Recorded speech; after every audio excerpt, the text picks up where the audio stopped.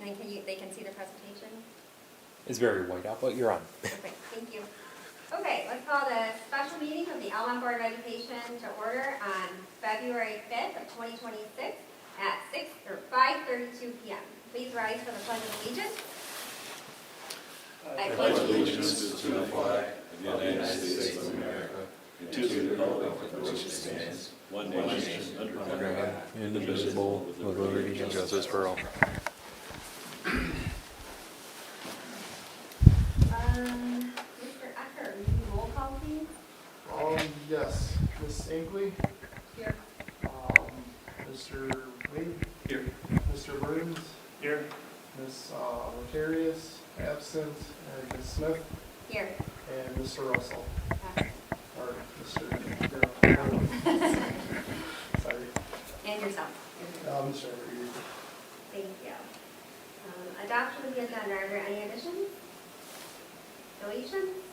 Okay. We'll go to communication. So tonight we are here to interview and receive 3 presentations. And our first one is from Michigan Leadership Institute, also known as MLI. And Mr. Stein. Really? Come on up. Well, thank you everyone for having me here tonight.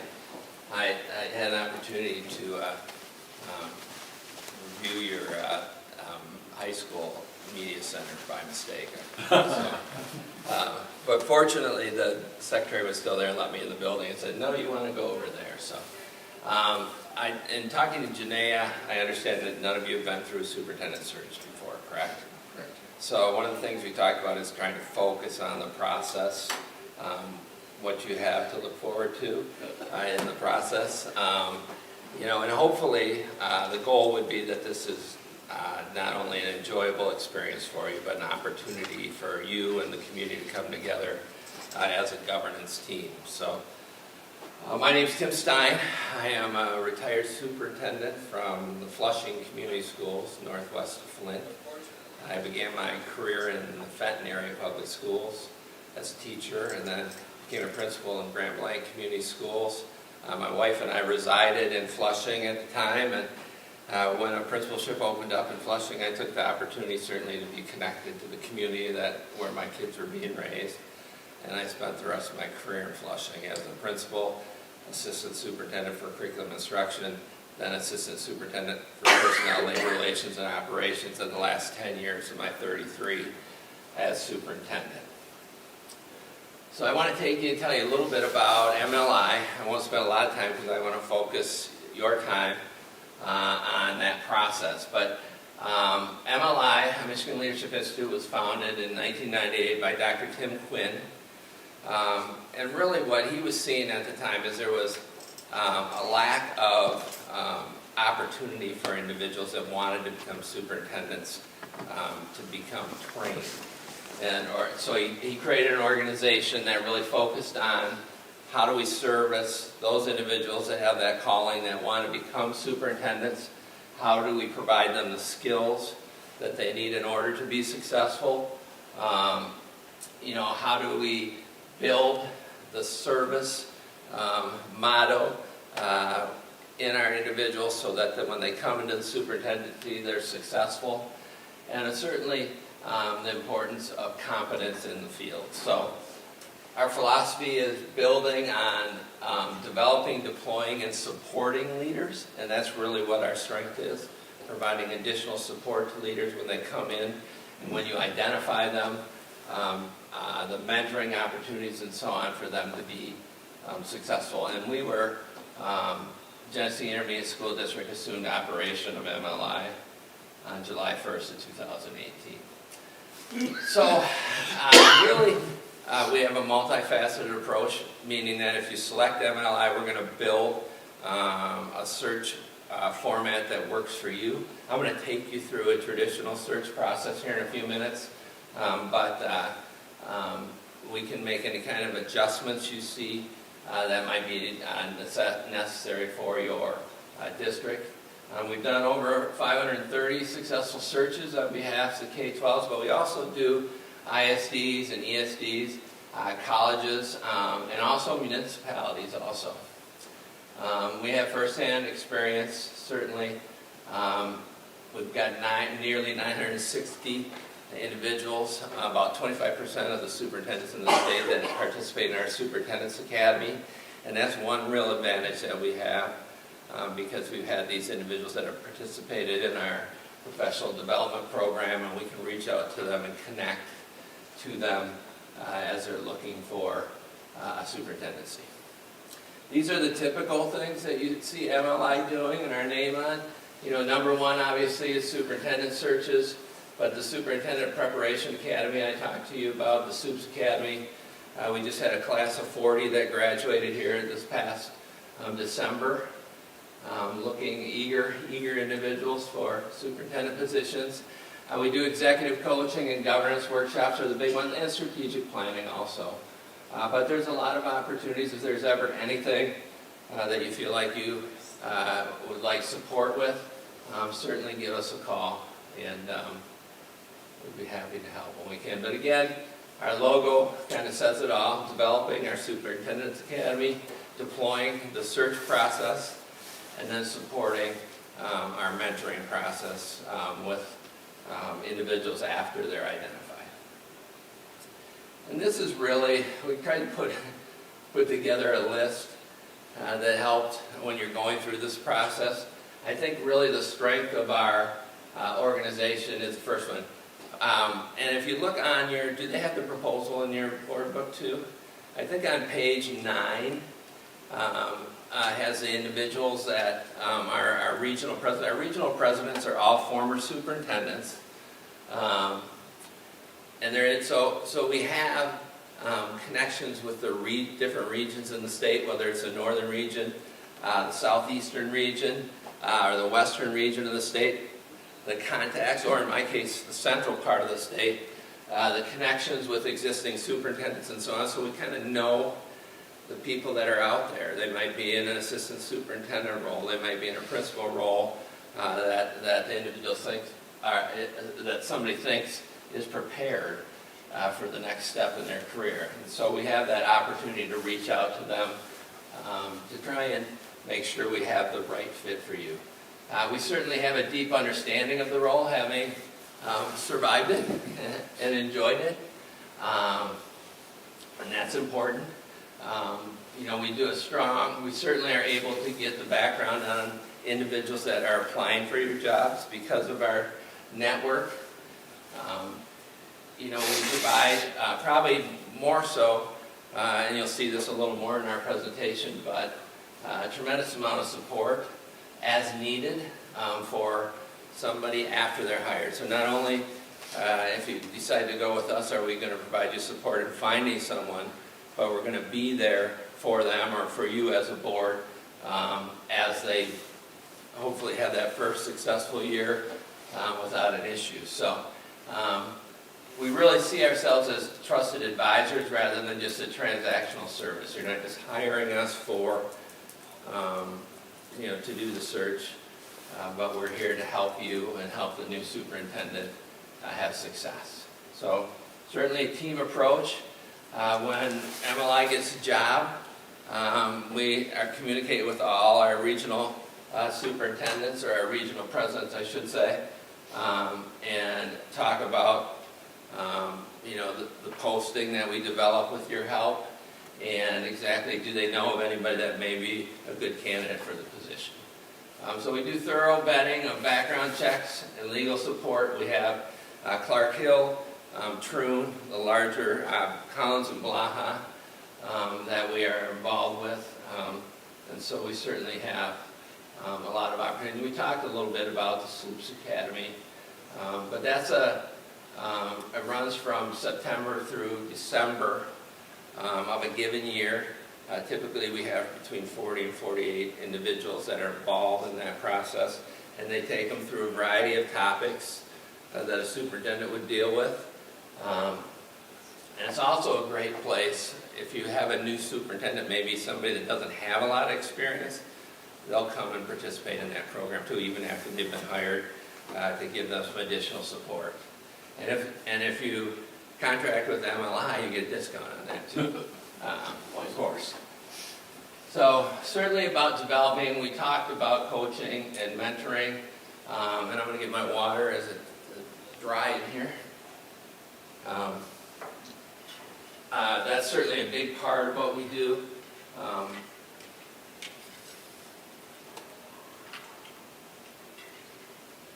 But governance workshops, and that's also part of the package. Once we go through and you identify your superintendent, one of the things that we'll do towards the end of the process is we'll do a governance workshop with you and the superintendent, talk about norms, how you're going to work together, what your expectations are as a board, what their expectations are, what communication strategies are you going to use to make sure that you're that you're not running into issues because you're not communicating as well as you possibly could, and really focus on the whole governance process, because it is a team effort, and it's something that has to be developed, and it should be enjoyable. I tell boards when I work with boards, this should be an enjoyable job. Now, it's not always enjoyable listening to people upset about something, I know that, but there's a lot of good things. You got to find them, you got to know what they are. But we talk about that, and certainly making sure you're seeing all the positive things that are going on in the governance process too. And of course, improving organizational culture is always a goal. I think that probably one of the most important things that we do is we spend a lot of time at the beginning of the process, and I'll talk a little more about that in a minute, but making sure that we have a good understanding as to the fit for your community. What are you looking for in a superintendent? And we'll build a candidate profile with that understanding. Because if you don't do that, and we'll talk a little bit about the guarantee that you receive too, then I come back and do this all over again for free. So I want to make sure you get the right person the first time, for sure. So we're going to lead you through the entire process. We're going to make this easy for you, and again, hopefully enjoyable. And I've had a lot of boards say to me when they finish that they feel like they're a little closer as a group. Maybe you already are, but certainly because you're so focused on the direction of the district that you have an opportunity to really bond and to build relationships. We use proprietary documents, so we have everything that you need. There's not a lot of things that you have to worry about creating other than printing some things for me before meetings and so on. But we guarantee a successful search. We're going to support you all the way through the process. I think this is all going to become redundant when I get to this part that talks about the search, so I'm going to skip and move a little faster so you have more time for questions. So,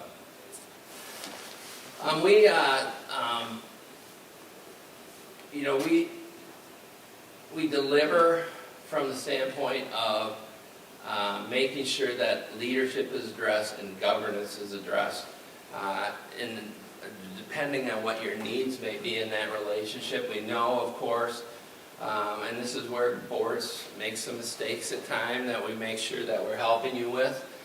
We certainly know the requirements of FOIA and the Michigan Open Meetings Act and how you avoid potential pitfalls in that regard, and we'll support you through that process. I talked a little bit about this, that the entire team will collaborate on your search across the different regions of the state. We're all individuals that have had success in the profession, so as we're looking at candidates, we hopefully will see the traits of the individuals that we know will have success in your district. So that's it does make it significantly easier when you've done the job. Search will continue until you have an acceptable candidate. I don't anticipate for your district we're talking about a June 30th, July 1st start date. It gives us plenty of time on a timeline. I think we'll be in good shape in that regard. This is the time of year that people start thinking about whether they're ready for the next step in their career. In regards to the guarantee, if the superintendent, if it just doesn't work out for any reason other than personal health or that of immediate family, we'll do the search over again for you at no additional cost other than my mileage from here to Flushing, which isn't too bad. But that's really the only, that's the expense. Or if you wanted leather-bound portfolios or something for your search results, but I don't anticipate that. But really, it's just the mileage as far as expenses go.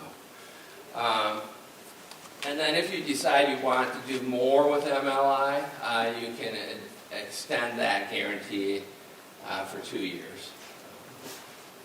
So we'll wait and see what you have at the end of the process. If we end up there, that you can decide whether that makes sense. So I'm going to take you through the full process now. Stop me if you have a question on anything. And this is just me kind of telling you about how I think that it could fit into the remainder of the year to get to a July 1st timeline. So you're going to make a decision. Is that going to be tonight or next week? Okay, That's so our goal. goal is to make a decision tonight, so by next week, I would be suggesting to you next week or early the following week, because I know you have President's Week, and the next week we need to be meeting, having a planning meeting. That's the first step, first meeting that you'd have. Everybody needs to, you need to make sure you have all your board members here, because it's really important that they're all participating. You want to make sure they have their calendars with them, because that's the biggest challenge of this whole process, getting dates that work for everybody. So the first step would be basically creating a timeline for the remainder of the year. A calendar that's going to have all the pieces in place. Everybody knows where they are. It takes into account everybody's vacations that they may have and everything, because that's really the most critical piece. Now you want people here for the process. So we'll establish those, the timeline, the parameter. We'll talk about what you're looking for as a board member. You know, each of you will share what you're looking for in regards to a superintendent. And we'll begin that process. We'll talk about compensation. I don't know if you've done any studies about compensation in the area for superintendents, but I can help you in that process too. If you've already got a range determined, then we don't necessarily have to spend a lot of time on that, but if we'll have that conversation as part of that meeting too. Following that meeting, we've got our calendar set. And it's a busy process, I'll tell you that, it's a busy process. It's going to add some dates to your calendar, but it's a good thing. So we'll meet with the board for the next 2 weeks following that meeting, and we'll build your candidate profile. And that will be an opportunity for you, for the staff, for the community to meet with me and to talk about exactly what they're hoping to see in their next superintendent. So this is a very transparent process, probably over the top transparency, but that's okay. That's the way you want it as a board member. But everybody will have opportunities.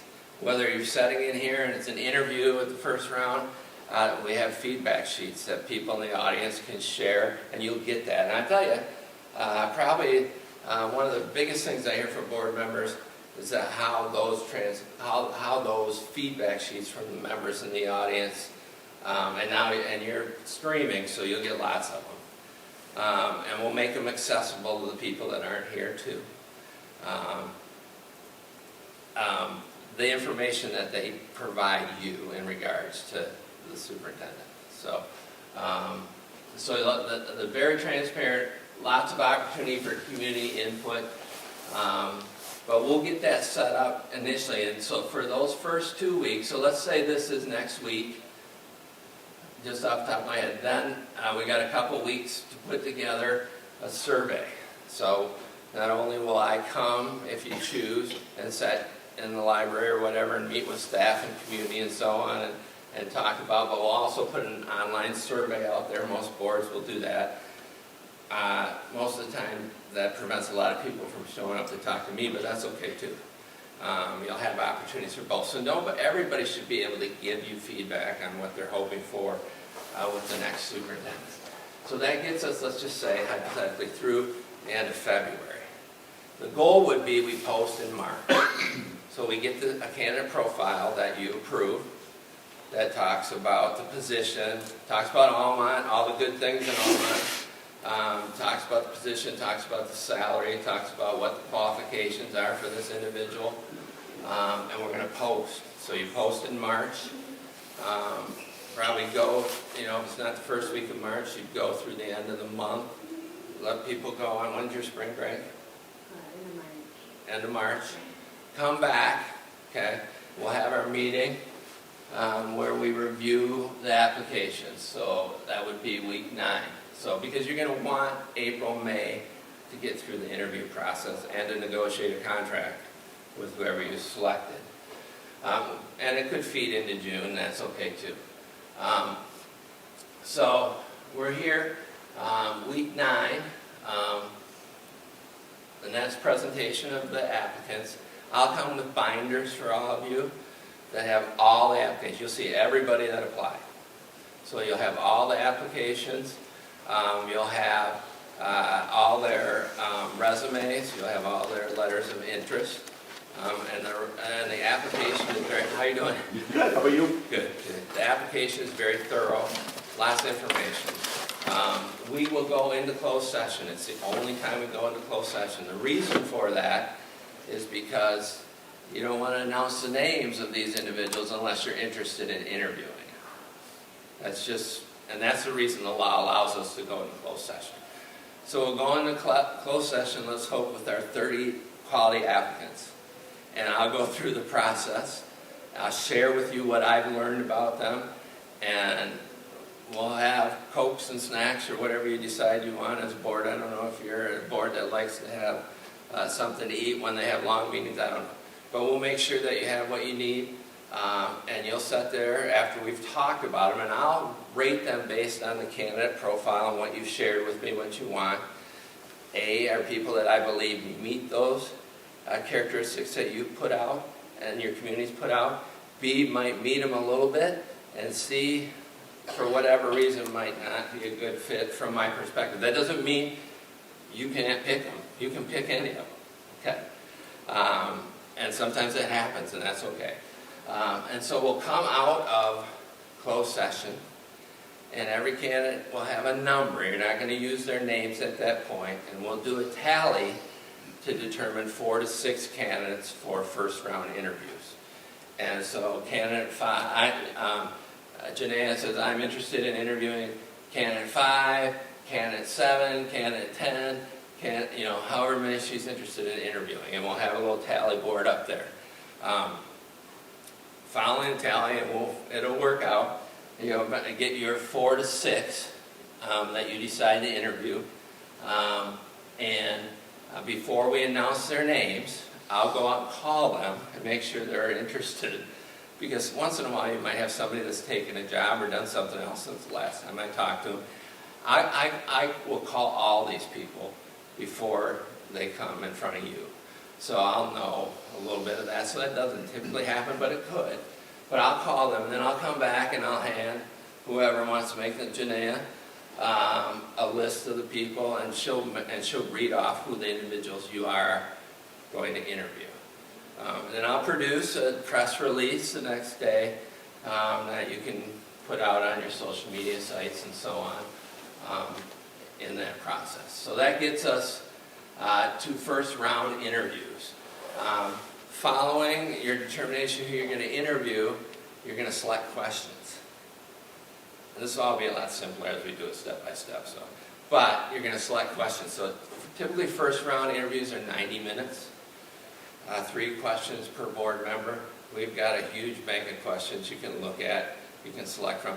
Typically first round we select from the bank because you'll find the questions you're looking for in the bank. Second round, when you have finalists, you might want to write a question yourself, which is fine too. And we can work that out. But typically first round, so you've got your 3 individuals, we're looking at probably 3 nights of interviews at that first round, because if you do more than 2 90-minute interviews in a night, you're going to be numb. You just are. I mean, I've had boards that say, no, we're going to do 3. And I say, okay. By the time the 3rd interview, your eyes are rolling back in your head. They just are. So you have that opportunity 3 nights, or 2 if you suspect that. And I have done, you're the board, you'll decide that, but I have had situations where boards decide they want to do some marathon sessions, and we can make that work too. I don't know if you're a board that likes to meet on Saturdays or anything like that, you can do that too. So I've had 2 interviews before and two interviews after, but you've got time. I don't think you necessarily need to do that. So that gets us through first round. Once those individuals are selected, their names are announced, we get through that first round of interviews, you're going to select your finalists. When the finalists are selected, interviews are conducted. The feedback is collected and provided to you, and I'll have both sheets for people that come in the audience to fill out, and we'll have your administrator, executive assistant, is that Kim or? Jill. What? Jill? I'm sorry. Jill, to scan them in, she can scan them right to your account, so you'll see all the feedback sheets right in front of you. And then plus, we have a little app, people love to use their phone. They'll plug it right in there, and that'll get sent directly to you too. So you'll have those sheets. And I'm afraid that there's good and bad about that, because sometimes anytime you're dealing with survey data, you don't always hear all the things you want to hear, but that's just a reality of that. But it's better to have that more information than you need than the other way around. So we do. Second round, finalist interviews are a little different. Finalist interviews, we do a day in the district with the candidates. So they'll come in and we'll schedule groups to come and meet and talk to them, and they'll provide feedback to you too. Once in a while, I'll have boards that want, they might be off, and that's not right. You're going to have time to talk to them. But you'll have board members that are kind of off in the periphery, kind of watching to see how they interact with these different groups. You're welcome to do that. You can't deliberate. You can only deliberate, obviously, in a meeting. But if it comes to that, I'll certainly help you through that process too. But you'll get stakeholder feedback. They'll have the day here, a meeting with your different groups, your different staff groups, with your community groups, and so they'll have to be providing you feedback. And then we'll have the interviews. It's all that same day. So second round interviews are typically a 20-minute presentation that you select. On a topic you select, and then a 40-minute interview, usually 2 interview questions per board member. And you usually do that 2 nights, one night with one candidate, another night with the other candidate. So following that, if you choose, and this one is less popular now than it used to be at one time, but if you have 2 really great candidates and you're having trouble deciding what you want to do, sometimes boards will want to select, do a visit to a work site where they're from, talk to people from a group. I've had boards that have talked about just doing a virtual meeting with some of the people, that they work with, just so they can hear more. So that when we get to that point, we certainly will talk more about that. Following that, we typically take a break, from that meeting, like, maybe you have a candidate on Tuesday and a candidate on Wednesday, and you want a couple of days just to review, because you're going to have a pile of information. You're going to have all your community feedback. You're going to have all their application materials. You're going to have all their resumes and their letters of reference in this super cool folder that I provided. And then you'll make from that, we'll come back and whether you decide to do that same week, or you want to come back the following Monday so you have more time, or however you want to do it, that'll be built into the calendar. You'll make your final decision. And from there, you're going to negotiate the agreement. We can help you on that. Typically, that's the district attorney that does that. But I'm happy to mediate in any way that you need me to, if it comes to that. And then we hope that we're appointing a new superintendent to the position. So that's about as fast as I can do that, guys. So, Any questions in regards to that process? Is it what you expected? Is it? So, I have one question that kind of goes with this. Are you the person that works with us, or Yeah. you handle that? Okay, so. Yep. Yep. It's me. Anybody else have any questions on that? This, just doing the numbers out, this puts us into like early May, to find a superintendent? Or does this get us right? That would be the goal. You know, it all depends on people's calendar. I mean, that's really probably the biggest challenge. You know, it seems crazy that that would be a big challenge, but it is.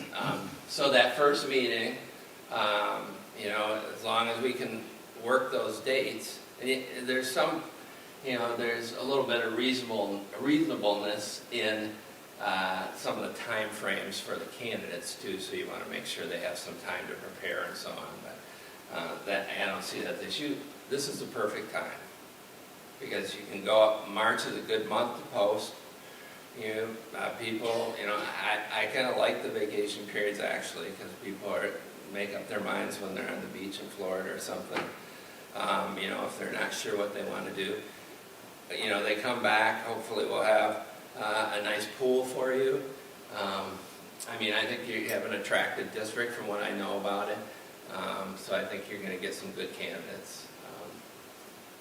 So I would you know, I would optimistically see from 20 to 30 candidates.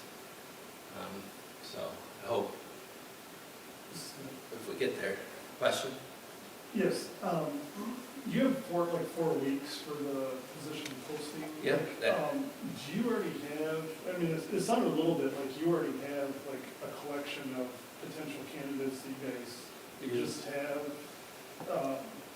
You know, is that like a standard, like just 4 weeks for anybody that wants to? We can apply adjust outside that. Again, this is just kind of me Yeah, projecting. sure, yeah. So, I mean, it could be 3 weeks, could be 4 weeks. I think you have plenty of time that I would take 4 weeks. I mean, we might be in the first week of March, depending on everybody's calendars, before we get to the point that you've approved the candidate profile and I can post it. If we get there, the 3 or 4 weeks, just a reasonable amount of time. I mean, people that are interested in these jobs are looking right now. You know, they're going to post that. People around here probably already know that your job's going to come open. So they're waiting for that posting to come up. Some of them may have already applied to other jobs in our system before, so they've already done some of the work that they need to do. So that can be adjusted is a short answer to. But I think it makes sense. March, you got April and May is plenty of time to do a first and second round interview. I would hope to get to the second round by early May, so you have more time to negotiate. Maybe it won't. It depends on who's your counsel. Your legal counsel. Do you use Troon or Counsel Blaha? Yes, Fletcher, also Fletcher. Okay. So, and I haven't worked with them, so I don't really know what they typically take in the process. Some attorneys are fairly quick in negotiating contracts, and other ones take a little more time. If we were worried about the timeline, because you said week 1 kind of being 2 weeks, is it possible to move like week 1 up sooner? Yeah, I mean, it just has to, based on our calendar. On the calendar, right? So if people can get together next week, you could do the first step next week. Okay. Yeah. So, I and then might that moves everything up. Okay. Yeah. Can I ask one more question? Sorry, is the intention that you have kind of an overlap between superintendents? So Ms. Vaughn's leaving at the end of June. Did you have a month or so of training, or do they typically? There isn't typically, you know, that's a nice goal to have. It doesn't always happen that way. They typically will stay in communication with each other, which I expect Kim probably would do that, right? You know, because we're all vested in the district. I mean, of course, in my situation, Flushing, my deputy superintendent took over, so he was attached to me anyway. I heard a lot from him. But certainly that support will exist, and I think she would probably be, I hope that she would be open to that for the new superintendent too. That's certainly, if we get everything done early, you've got that opportunity for that. But your ISD, I'm sure, provides support. Again, we provide support for a year. They can call me anytime for a year. And then their position too. Right. when they could leave. Yeah, with their yeah. current role and stuff too. Yeah, if they're building principal, a lot of times, they're done earlier in June. So it just kind of depends on if they're an existing superintendent, it just depends on, what exactly their contract says in relationship to transitioning in. But, yeah, I don't think July 1's going to be an issue for you, and I think there certainly is opportunity for that too. And if not, we certainly would find ways to provide support for them if they needed it. So, yeah. Ready to get rid of this page? Okay. All right, how are we doing on time? So we got About about 10 10. minutes. Okay. So if you would decide to go with MLI, this is our fee, $6,600. And this could be modified to fit. Like if, for example, you wanted to do things, this is for a traditional search for all the steps we talked about tonight. If you decided you wanted to do an expedited search or a targeted search, where you knew you had individuals out there, but you wanted to see if somebody else would apply to, that might shorten the process. I don't really see you guys needing that to happen. You really want to choose from as many candidates as you can. But that happens sometimes when somebody leaves early in the year or something like that, instead of the end of the year. Sometimes we'll make adjustments to that. So this would be a traditional search based on what I shared with you today. The fee covers everything, and all the folders and any expense that I have in relationship. It basically would be me getting on I-75 and 69 to come to Almont for Flushing at the IRS rate, which I think is 72 cents a mile or something now. And then this is a guarantee again. If we go through the process, you select us. If your superintendent decides to leave within a year by their own fruition, or other than personal health or health of immediate family member, then we come back and do the search again. And then the only thing you're going to pay then is the expense of me driving here.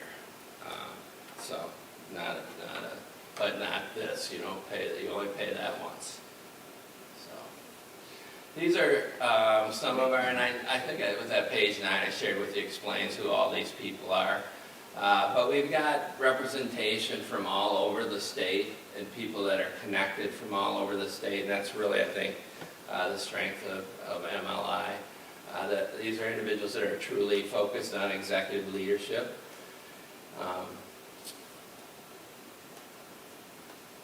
And this is just kind of a repetition of what I've already said to you, so I won't punish you with listening to me talk about that again. But if it works out and you select us, I'd be happy to work with you. I think hopefully it'll be an enjoyable process for you. It should be, if we do it right. So, any final questions? Yeah, and we have time for questions, we're Yeah. early. I saw that there was 530 successful. Do you have any statistics of how long superintendents generally stay with the district based off of yours or anything like that? I haven't seen that number. Okay. And the data shows you that unfortunately a lot of people, it's like a 3 to 5 year life expectancy for superintendents anymore. And that's broadly. Right. You hope that that's not the case. So, I'm thinking just back to, I had the people that I've placed, they're all still there with the exception of one that decided he didn't like the job after he had it. So, that's always a possibility. Right. He didn't go through the Soups Academy. That's one of the things we tried, get him to go to the Soups Academy, because you can decide you might not want this job. It's a challenging job. It just isn't. I enjoyed the job.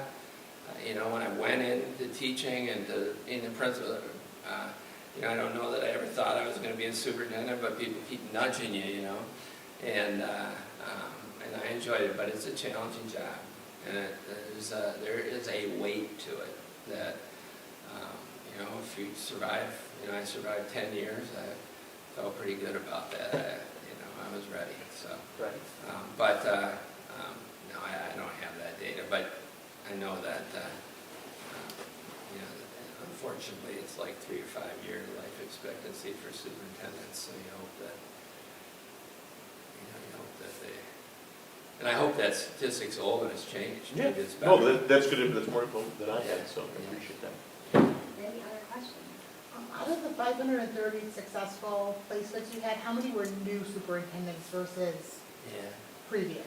Yeah, I don't have that information either, so here's a way to look at it. I mean, if you're a district, and, you know, Almont might be an example. I mean, I could see Almont attracting a superintendent from this area, you know, because you're an attractive district, you have, you know, nice facilities, and, you know, and so depending on the district, you know, you get potentially superintendents from other districts that might be interested in, but the majority of the time, what do you, 1,300 kids, 1,500 kids?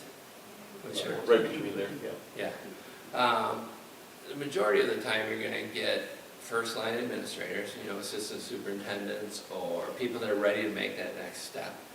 If you don't have somebody that just wants to come in and be an Almont Raider, maybe they grew up at Almont or something like that. 'Cause there are those people, and that's one of the things that I didn't, you know, if you know of people that might, you know, that you think would be a good fit for the district, you need to, that would be something that you'd let me know, and I'd reach out to them, you know, to make sure that they're aware of the opportunity and so on.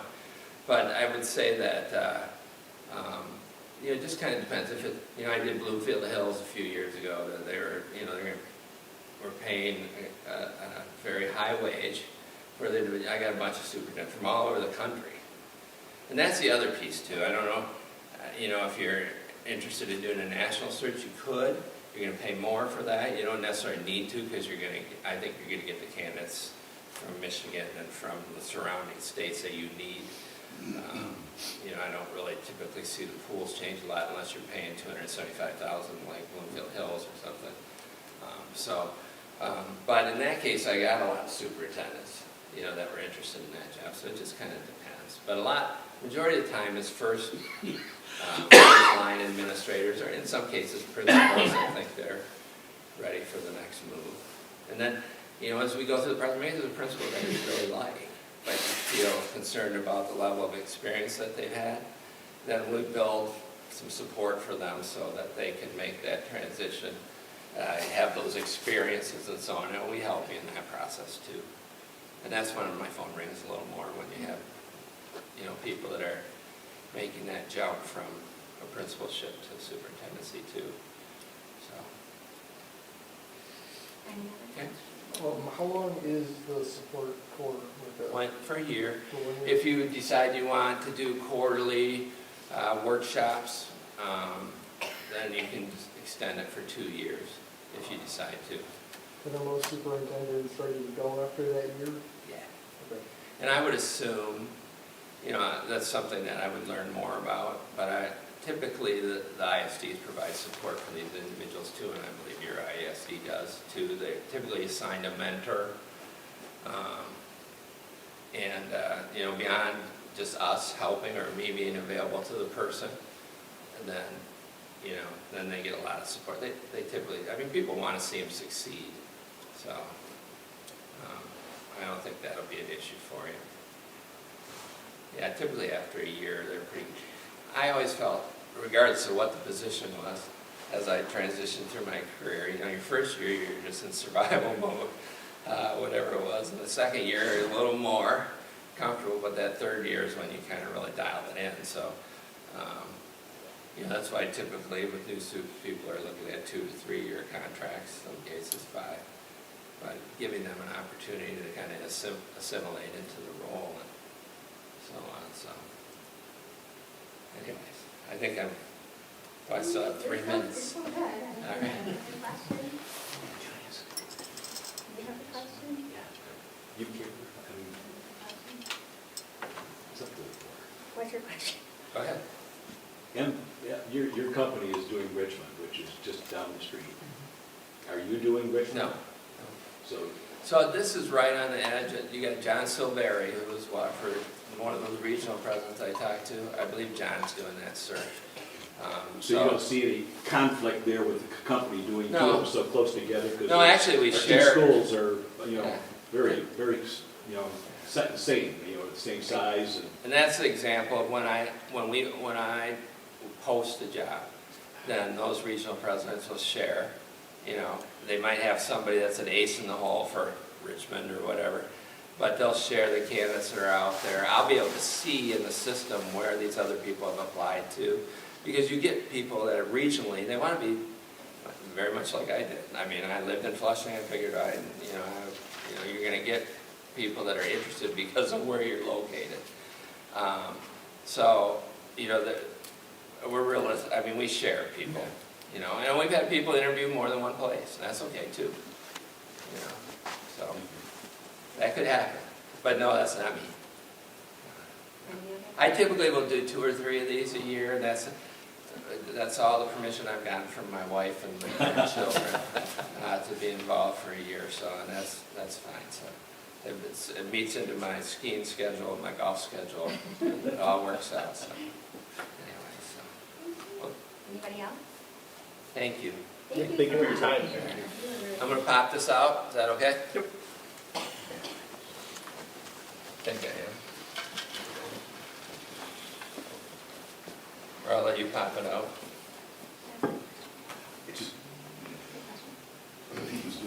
So you click on it, there's your.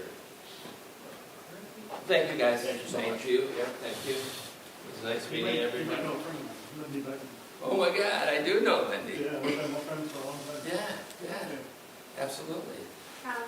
She- Yeah, she's at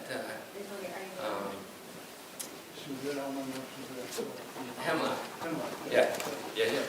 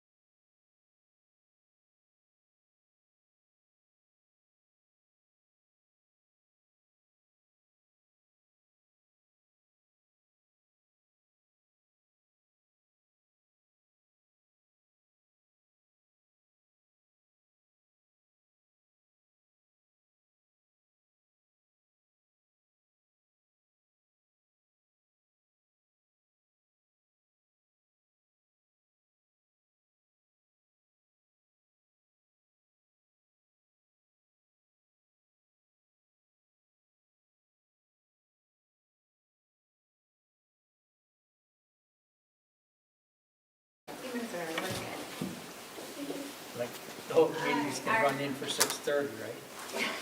Our next presentation is from MESB, Michigan Association of School Boards, with Scott Morrell. Thank you. I know we know each other pretty well, but I'm gonna treat you tonight like a brand new board. Okay? I want you to understand search, what's involved, what we offer in the search process. I'm not gonna talk about other competitors, we all do a similar job. It's just a matter of where we stand out is what we wanna do. So what I gave you is a copy of the actual proposal, and then the back half of it is the presentation that we'll go through real quick and talk. There's like a green sheet to tell you where to split. There you go. So the first half of the green paper is the proposal. We move over that a little bit. Second half is the presentation and some things I want to cover. Obviously, we're not going through every line in this. You know MASB, you're very well versed with us, but remember, we're your professionalist organization. We're only beholden to school boards, not superintendents or a pool of candidates, or we're beholden to you guys. That's what we exist for. Without you, we wouldn't have anything. So we're proud of the fact that we're here to help you guys, but we do have good relations with MASA and MAISA, the intermediate school superintendents, so that we can look at the talent pool and pull everybody's work together. So it's not just MASB, it would be all these other ones. We have an online program called Revelous. It's a national program for school boards, and that's how everybody puts their applications in. So it's all done electronically, and you'll get it, a link electronically, so you'll see everything. But not everybody has Revelous, and it's pretty robust for you guys to be able to go in. When it's time for you to review everything, you'll have the link to get in there. But not everybody has a program like that. We're committed. I've been here enough. You know us. We're committed to making it right for you. I mean, that's our job. That's my job as a consultant, is to help you find the right person. Now, I'm not going to pick them. I'm not even going to tell you who to talk to. It's not my job as facilitator. My job is to lead you through the process so that you, at the back end, come out with your candidate who you all want to get behind, because it does me no good if I'm the one pushing it. So you'll even notice I won't even sit in on interviews a lot of times, because I don't want to even know anything about the candidates and what they're talking about, so that I don't get prejudged into, well, I like that one over this one.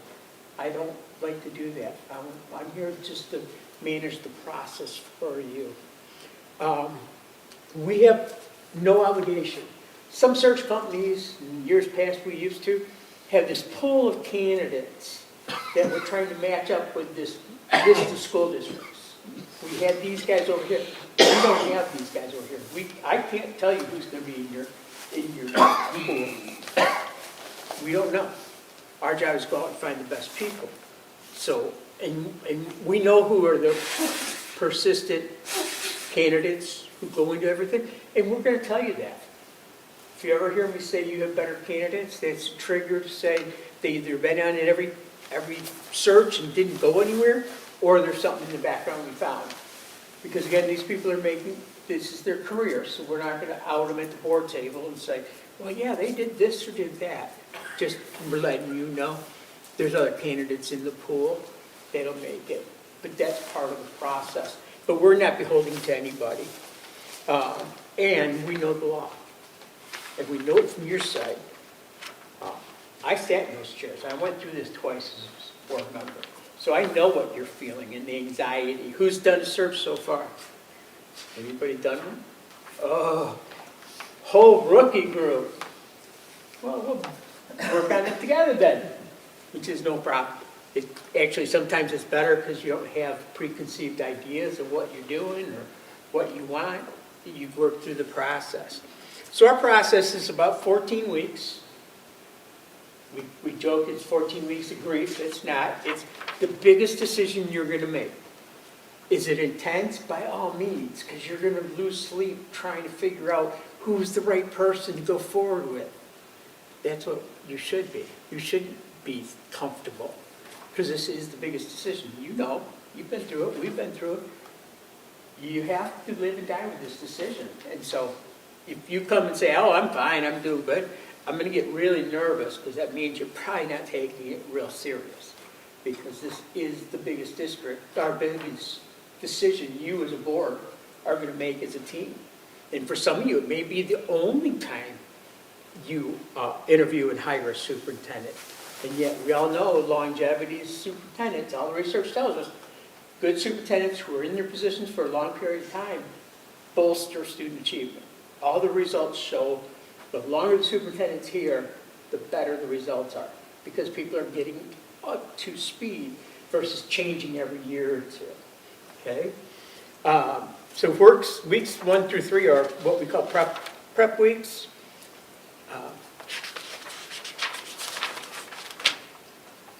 We'll come in, we'll meet with you guys, we'll put time on. What does that 14 weeks look like?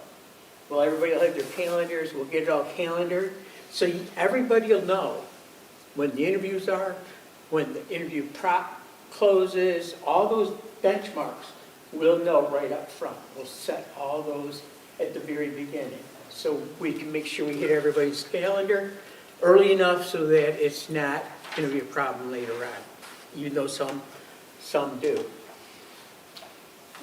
In the preparation plan stage, we're also planning on your stakeholder conversations.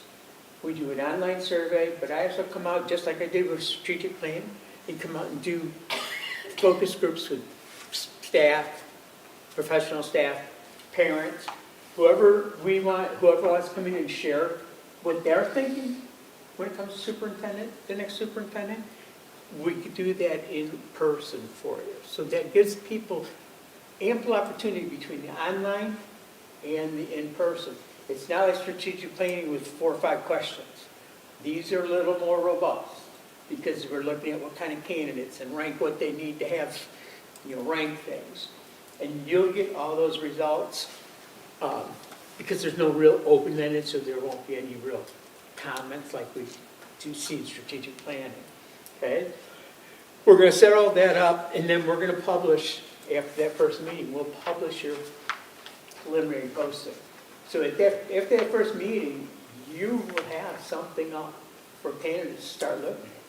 Because we'll have all the dates. We'll have everything we're looking at. What we'll do is we'll build out that, because the second thing we've got to do is for you to then figure out what do you want in the next superintendent. And we'll help you. We go through a process. To, what kind of characteristics are you looking for? What kind of person are you looking for? What background or knowledge are you looking for? That's when we make the full candidate profile. And that's what really drives the search, is that full candidate profile. We'll give you similar compensation from districts in the area, what the district is. It'll be salary, it'll be bonuses, many bonuses, any extra insurance, all that. So you'll have total compensation, because you're going to have to set that range at the beginning. And we usually set about a $20,000 range. Now, you're not locked into it. You can always go up. If you get the right candidate, we just want to give them a window of where you're thinking that window's going to be. And we need to do that. But again, we're going to bring you a lot of data ahead of time so that you'll be able to say, okay, well, this group over here is paying this, and this group over here is paying that. I mean, you got Richmond doing the search, so they're going to be doing the same kind of thing. So you've got to be competitive, and that's what we bring to the table, is to help you be competitive. Weeks 4 through 10 is like the go dark session for you guys.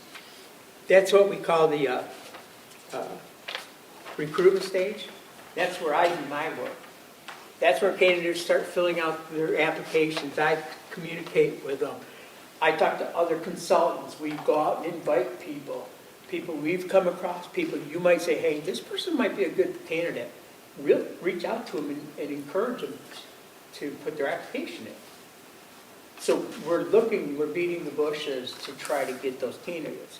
We're looking to make sure everything's in on their file. Because if everything's not there, it won't release it, you won't see it. So if they're missing a transcript or something silly like that, our staff's looking at that every week to make sure if the candidate's in there started, they want to do it. I will be doing background checks through that period. Not paid, it's my research, as a starting point, okay? We'll do some other research in a minute. Our job is to vet the candidates, again, make sure they have, I don't know, a certification to be a superintendent might be a good thing to have. I will learn that. We laugh, but you know what? I just did one down in Hillsdale County, and 3 of them didn't have it. But I could be a superintendent. You know, one never was in schools, only had associates, but they put in for superintendent. You know, that's our job to weed that stuff out so that you're not having to spend a lot of time. We'll do phone calls, we'll do discrete. I mean, again, we have a pretty robust group of consultants that work all over the state. Most of them are retired superintendents, so they really know their superintendent base. And so we can call on them and say, hey, do you got any candidates or somebody been in this group, in this area, who we might want to reach out and invite them to Almont. That's what we do. That's the 4th through 10th week. So it's really a quiet period for you guys. We won't be meeting. We won't be doing any of the work at that point. Okay? Then we get into the interviews.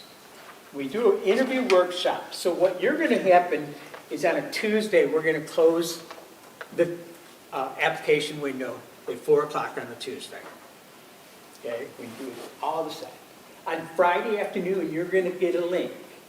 And that link's going to take you to the candidates. And you're going to get every piece of paper if the candidate completed their file. You're going to get them all. Good, bad, ugly, doesn't.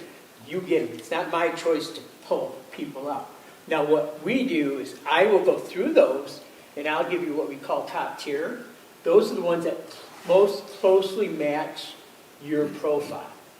So those are the ones you want to kind of start looking at and kind of weeds them out. You can pick anybody on that list. We're just trying to help you out a little bit with our backgrounds and history of doing this, that we kind of put that top tier to help you get through it. Because it's a lot of work. Because on Monday night, so you get that on Friday, on Monday, we're going to come together and decide who you're going to interview. That quickly. So, you know, it's not a lot of time to be out there. You cannot share names at all until we invite them for an interview. Up to that time, they can be anonymous. So you can't be sharing names. Don't even share identifiers. Yeah, they're the high school principal at Romeo High School. Well, I didn't say his name, but we all knew who it would be. We can't do that because these people have already working, and they don't always tell their current employers that they're out looking for a job, and he gets out and they don't get a sniff here, but we've outed them at their own job, and now we've put them in harm's way. So on that Monday night, you're going to go through, you'll come in with the candidate numbers. We'll start looking at, okay, which ones, you'll get 3 or 4 that everybody says, yep, we want these. And then we'll look at the next 4. And usually we're trying to get to about 6 interviews. And you'll decide. I'll step out and call them, ask them if they'll take an interview. Once they say yes, I'll come back in, and you'll be able to announce the candidates. Okay? At that same time, we're going to be building the questions. First round questions are all the same. Every candidate gets the same questions.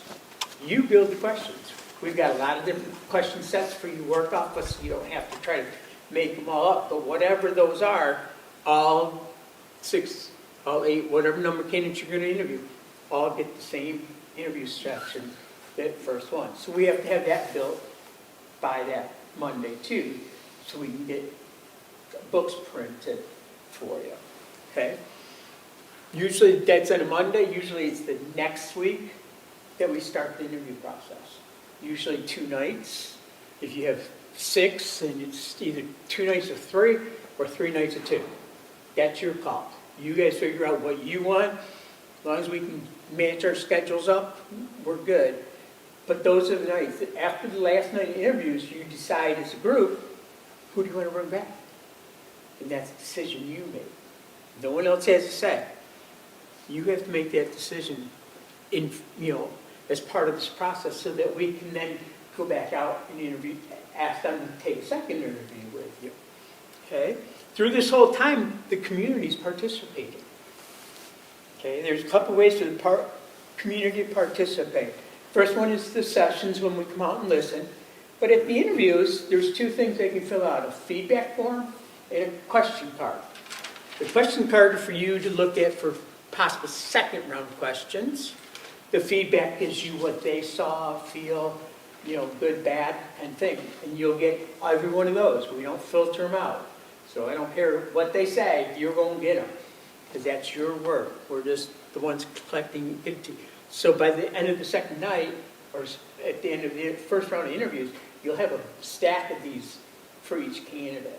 And usually we try to print them right after that candidate and give them to you, so you have them, so you're not, if you got some break time, you can look at them and kind of get a flavor of what your community is. But I think it's a community opportunity to weigh in pretty good for you and gives you a lot of feedback on what they're thinking. There won't be public comment time. It'll be before the interviews. Okay, so this is the way for the public to have their comment, is filling out these forms. Okay? Once we've decided on the second one, the second round are geared to the new candidate. Whoever the candidate is, their questions are for them.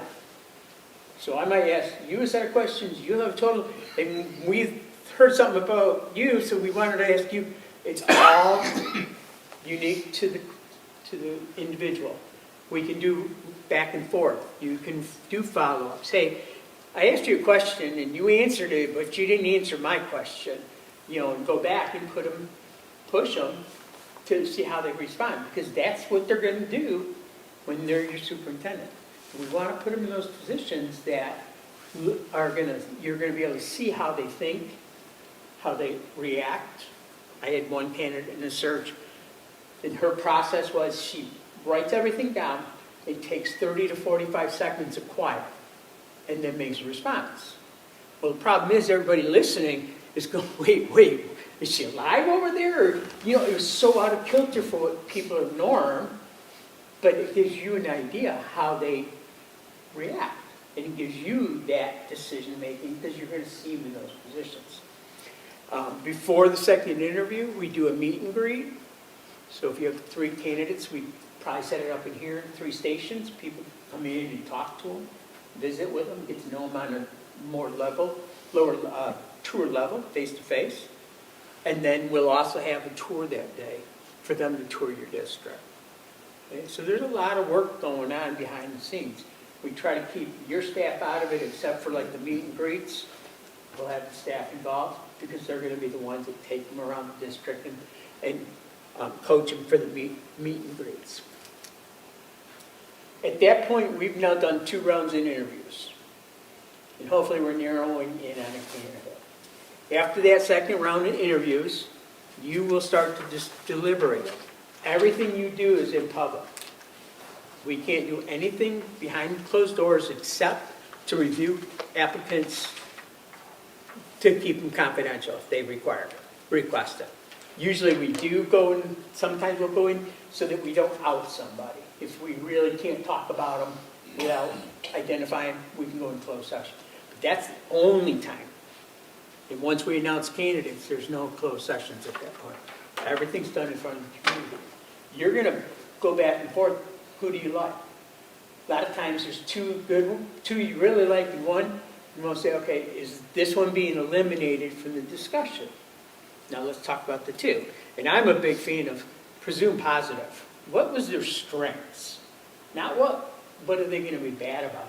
What are their strengths? What do they bring to us? What's going to be our benefit by bringing them in as Almont's new superintendent?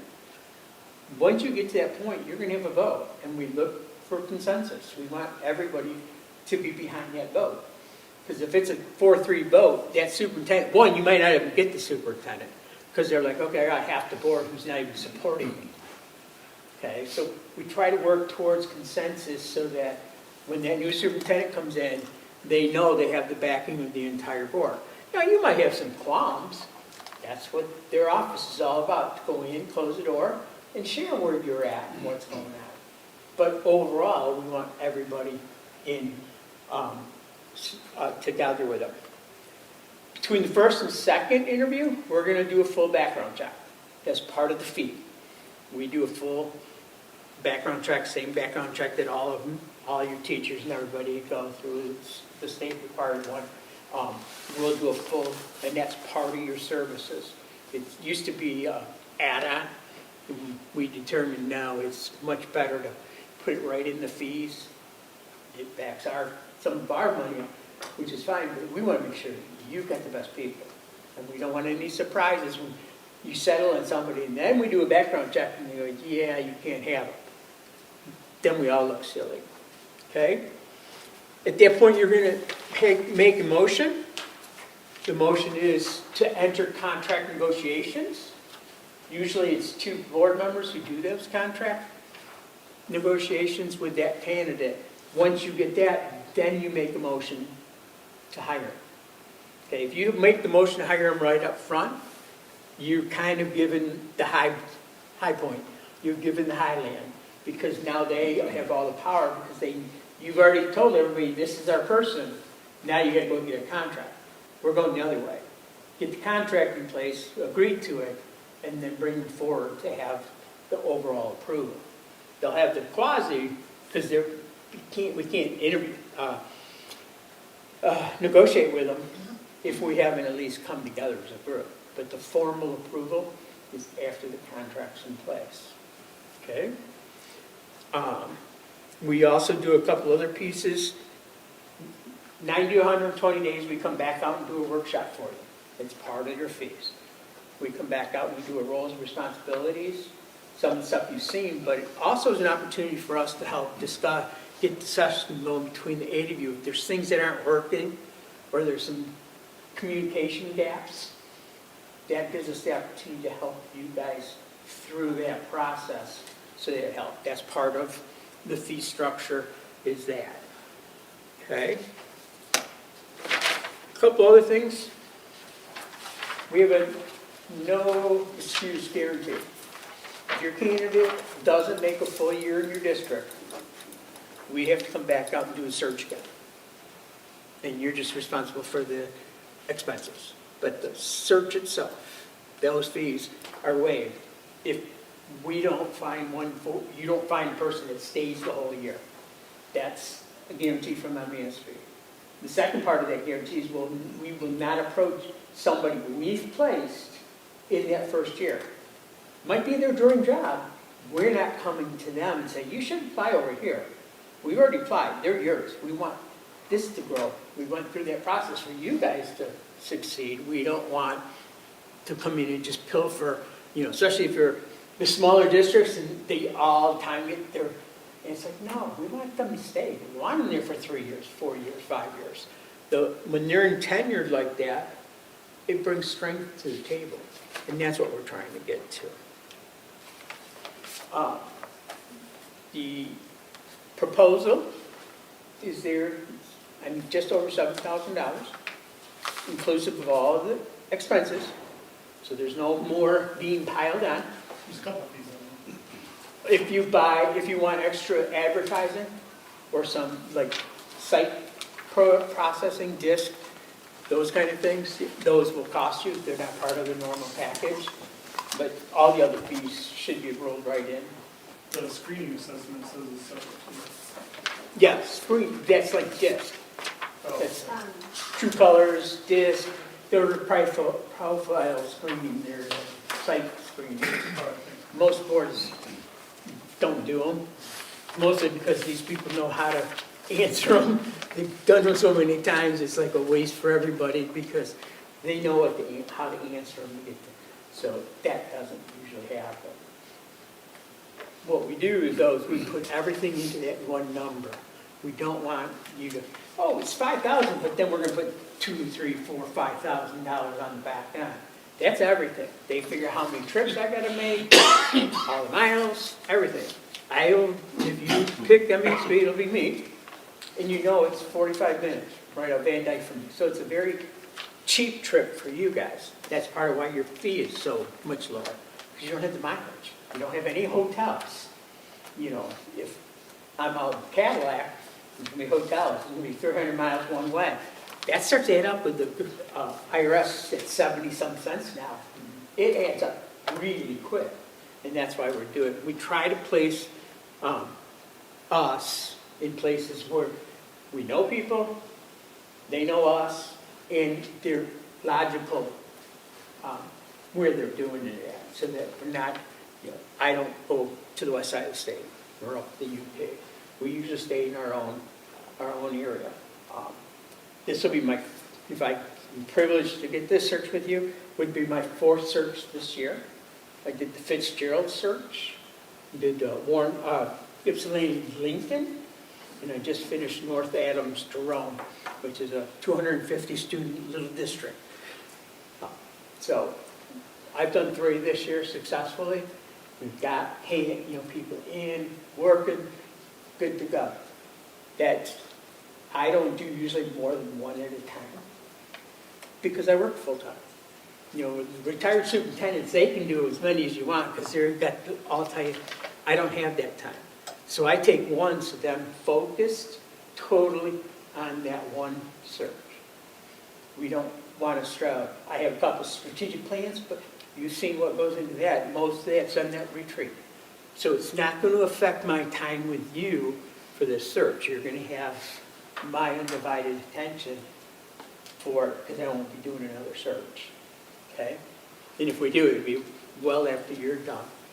Okay? What is your time frame looking like? When do you want to have a superintendent in place? When are you hoping to have them hired? Well, I think by May, is there end of May, what we're thinking, right? Higher, it doesn't have to start in July 1st. Yeah. Okay. So you're hoping to finish up in May? Yeah. Okay. And have them in place 1st of July? Yeah. Good. It's doable. You're at the right time frame to get that done. We can get that done and not compress everything down. We did Jerome, North Adams Jerome in 6 weeks. They had no superintendent. They walked out the first day of school. So they had an interim who's retired, and, you know, just came to hold them together. So we had to do it. I don't like it because we don't get the talent pool. I would imagine your talent pool would be about 25 candidates. Out of those, probably 16 to 18 are viable, and 5 or 6 are going to be top tier, where they meet pretty close to your what you're looking for. So you're going to have some people to look at. Now, if we get to the day and you're looking at the candidates and go, yeah, there's no meat here, you say stop, and we'll stop again, and we'll start again. We'll go back to the starting point, we'll look at it again, and we'll go back out and repost it and go again. You don't have to pick somebody. We're not forcing you, saying you must pick somebody at the end of this. We're here for you guys. So if you don't find that right person, or the pool's thin and you don't think it's deep enough for you to get what you need, you just talk to me and we will help you redo what we have to do. That's part of our work.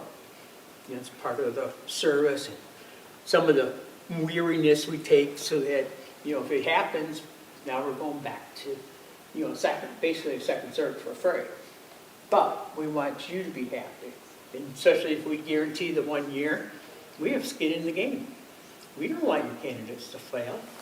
So we have skin in the game to say, hey, we got to find the right person. So they succeed and stay, not just that first year, but that 3rd year, that 4th year, when we really start to see things ramp up with the new superintendents. Okay? That's our process. Pretty involved. We try to keep it out of the district as much as we can. The admin to the superintendent's the only person I would really be working with. You guys have the few meetings, but otherwise it's all behind the scenes. Because we know you have a district run. You still got boards. It's amazing how we're doing this, but hey, there's kids tomorrow. We got to make decisions. And so we try to make it as a turnkey as we can so that your staff's not having to be over here doing stuff for us while they should be doing something for you. Okay? Questions? Yes, sir. You mentioned that 2 board members meet with the candidates on to work out the contract. Yeah. Would our legal counsel be involved with that too? Yeah, what you would do, what I do is, once we get into the process, I have you guys, in that 10-week of dark, I have you pulling your superintendent contract and reviewing it with your legal counsel to see if there's anything in there that you want changed before. What we do is when we get the 3 finalists, I give them 2 documents, the sample contract, strategic plan. And we say, okay, these are their work. Can you live within these? If they can't, then that tells us something. So that's why you want your legal counsel, but we want it long before we get to that point. But they would then help negotiate and they would finalize the contract before, they would bless it before you. So you don't include something that we're not supposed to or miss something. You know, we're going to have the appeal process in them now and some of that stuff. So that's why you want your school attorneys involved. Okay? What other questions? Yes, sir. And the first. I got it written down. Do you support them after? Do you guys offer, I mean, it's the offer training for us, you guys support? We have peer relationships, so we have mentors out there.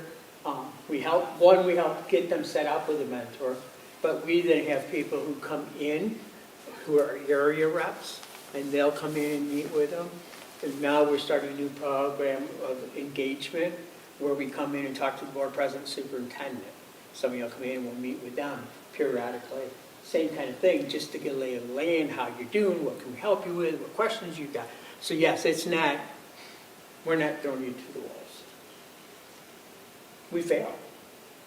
You know, again, I want you to succeed because then I've succeeded. And I've affected X amount of students again. So if you fail, then I hurt those students. And that's not what we're here to do. When they do the site tour, do all the candidates go together? Or No. is it 3 separate site tours? Okay. Three separate. We'd have a host for each one. Okay. And they'd go around the district. They just wouldn't be together. That way they can ask their questions without the other candidates here. And then we do the meet and greet in here, but we put them in like 3 areas. And so the community can come in and meet with them it's like 45 minutes. But community really enjoys it because they actually talking to them face to face, see how they behave. Lincoln had some kids come in, and it was interesting to watch the candidates because 2 engaged with them, and the 3rd one didn't.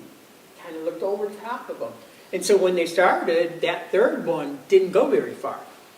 But the other 2 that engaged, one of them got down on her knees, and you know, that's what you're looking for. And that's why we do this stuff. It's, you know, not just to do it, it's to see those things. We sometimes have them do a presentation as part of their second interview.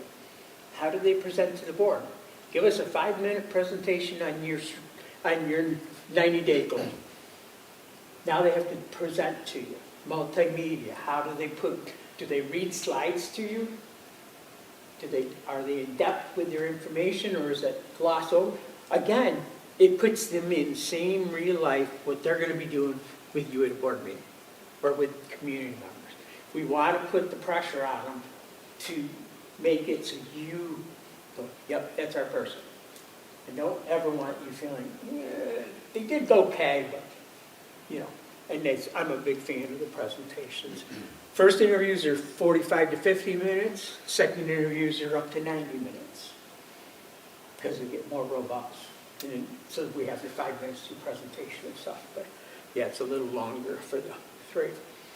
Yep. Just to build on his, like, is the onsite, is that something we attend? Or What's is that? Like those onsite, Staff. just that, like, we stay away. Yep. And who coordinates that? I work with your admin. You work with admin to Yeah. make sure that kids are here for the meetings and like staff members are here and all that. Yeah, for taking them around the district. Yeah. You'll have staff members who will step up and be happy to take them around the district. Not all candidates take advantage of it, but we work with your admin. Again, we're trying to keep it as soft invasion to your staff. We want them to be able to do their job. But some of the staff enjoy doing that kind of thing and want to engage with those candidates. So they would host them for the visit, and then once I got here, they'd be done with that hosting part. They don't need a host in here. So do we just get feedback on that? Like, how do we hear about that? What you're going to hear, you're going to get feedback from the hosts, but in here for meet and greet, you're going to have them fill out the feedback forms. And they'll be able to give you and say, hey, you know, I was able to sit with this person, you know, and talk for a few minutes, and this is what I took away. And they can put more comments about the actual interview together too. But yeah, anything they give us, you're going to get. And we're going to work with them to be able to fill those out and understand why we want them filled out. Because they do make a big difference. You know, because if you think about it, when you're doing it, your back is to the community in a lot of ways. And so how do you know what their feedback is? Without feedback forms, you wouldn't know. Now, I would suggest that we change the U other way, so the opening's there. You put your candidate right about in this corner here, so that the candidate can look out and see the community, but also make eye contact with you. But all of you are seeing the candidate and your community, versus people feeling like, oh, you got your back to us kind of thing. I understand why we this, but we won't be using that for interviews. So again, those are things I help you with to set the room up properly, to get the best process through. And it's where our experience comes in.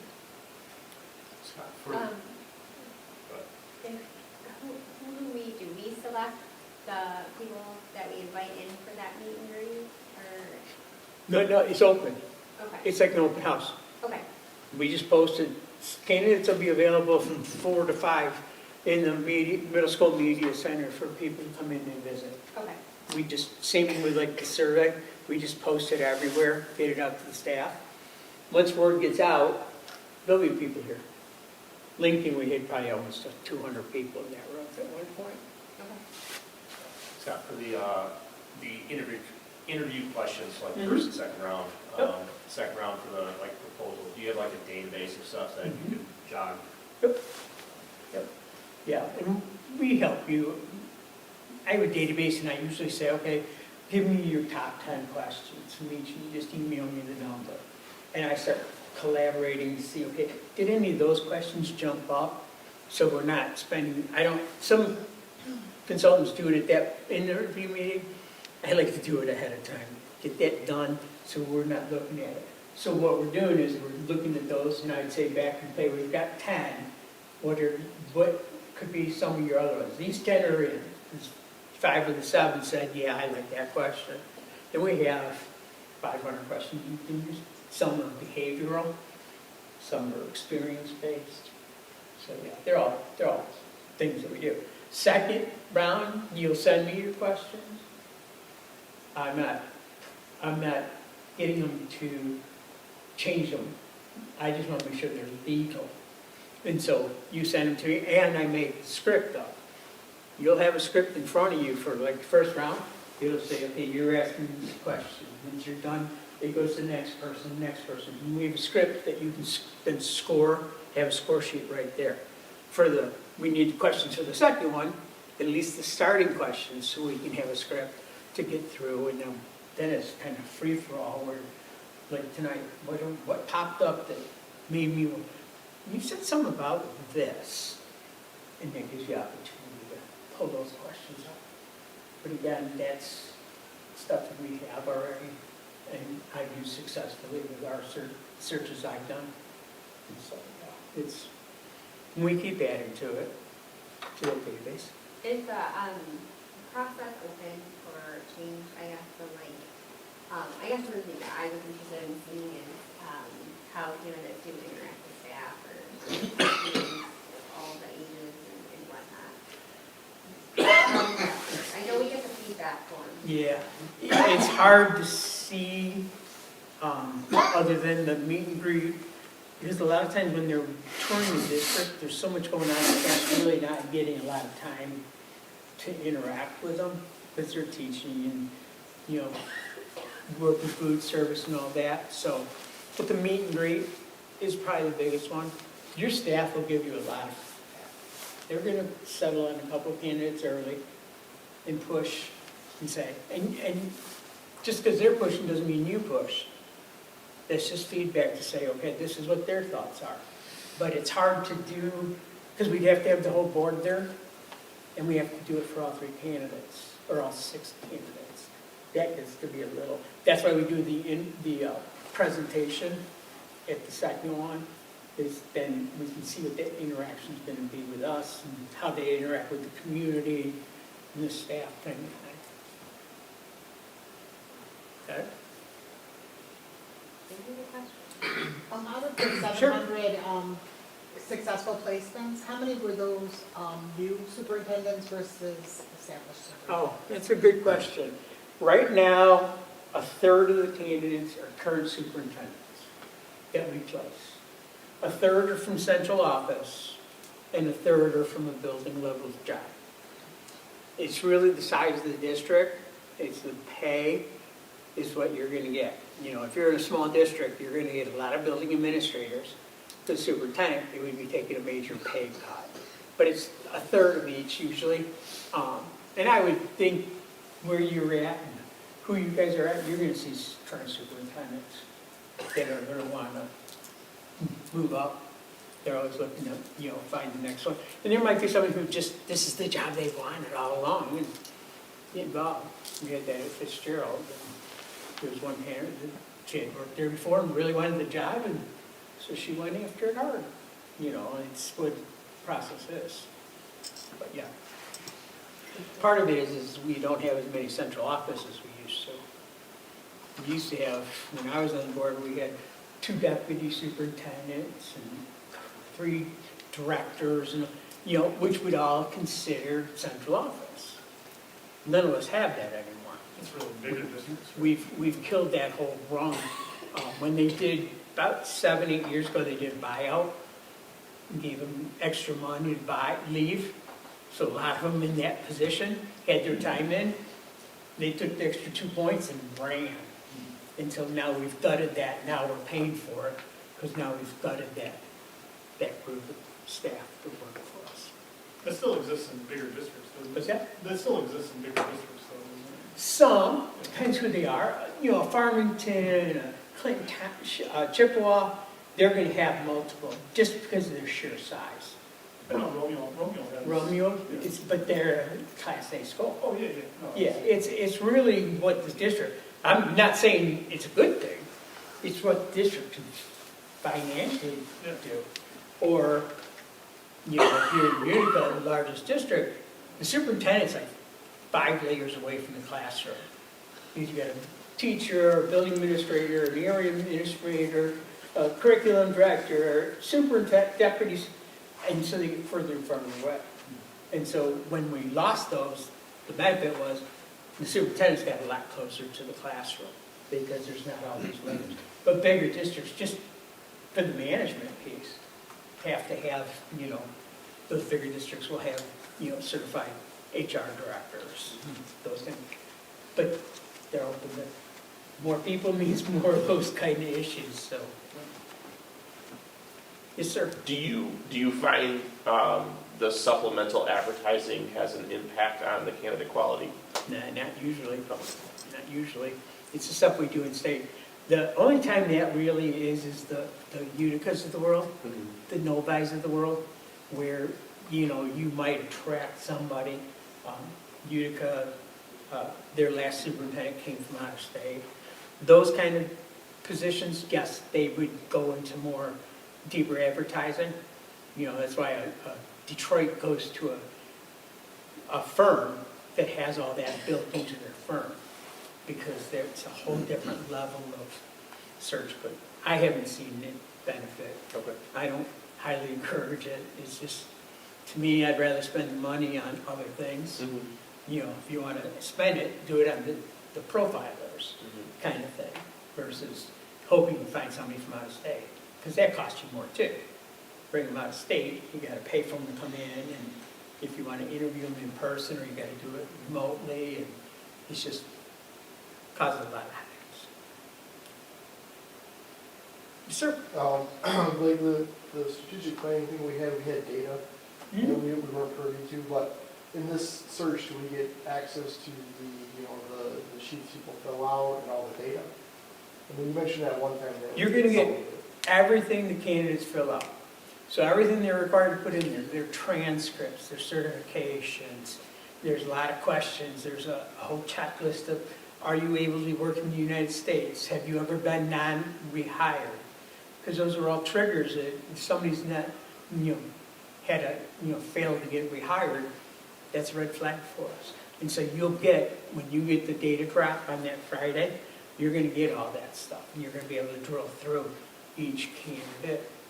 You get everything, we don't hold, our job's not to filter anything. You paid for it, we give it to you. As long as they've completed their profile with everything that's required, like everybody else had, then you're gonna get it at that night. I've had people 3:59 trying to scramble and get one more thing in, because at 4 o'clock it locks, they're done. And so we try to get with them way earlier than the last day to say, hey, you're just missing this, And I'll see sometimes they'll use, for a cover letter from a previous search, and it'll have Bill's district's name in it. That's a phone call I make and say, hey, you got the wrong district in there.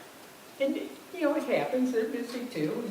But we don't want to get into you and go, well, that's what we're going to get, they can't proofread, or that's what we do. That's our job, is to help them put their best foot forward too.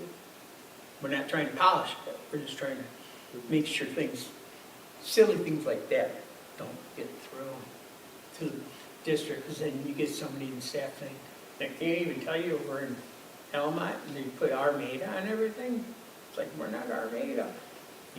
That doesn't bode well for anybody. It might be the person you want, but, they can't do a cover letter, so. How about like the feedback forms, like when we have the event here where we've got 3 candidates, do we see all those? Yes, you'll all get a copy. What we do is your admin, we'll have your admin here. At the end of each interview, she'll go copy a set for each of you. What we do is we have a binder. It has 6 slots in it.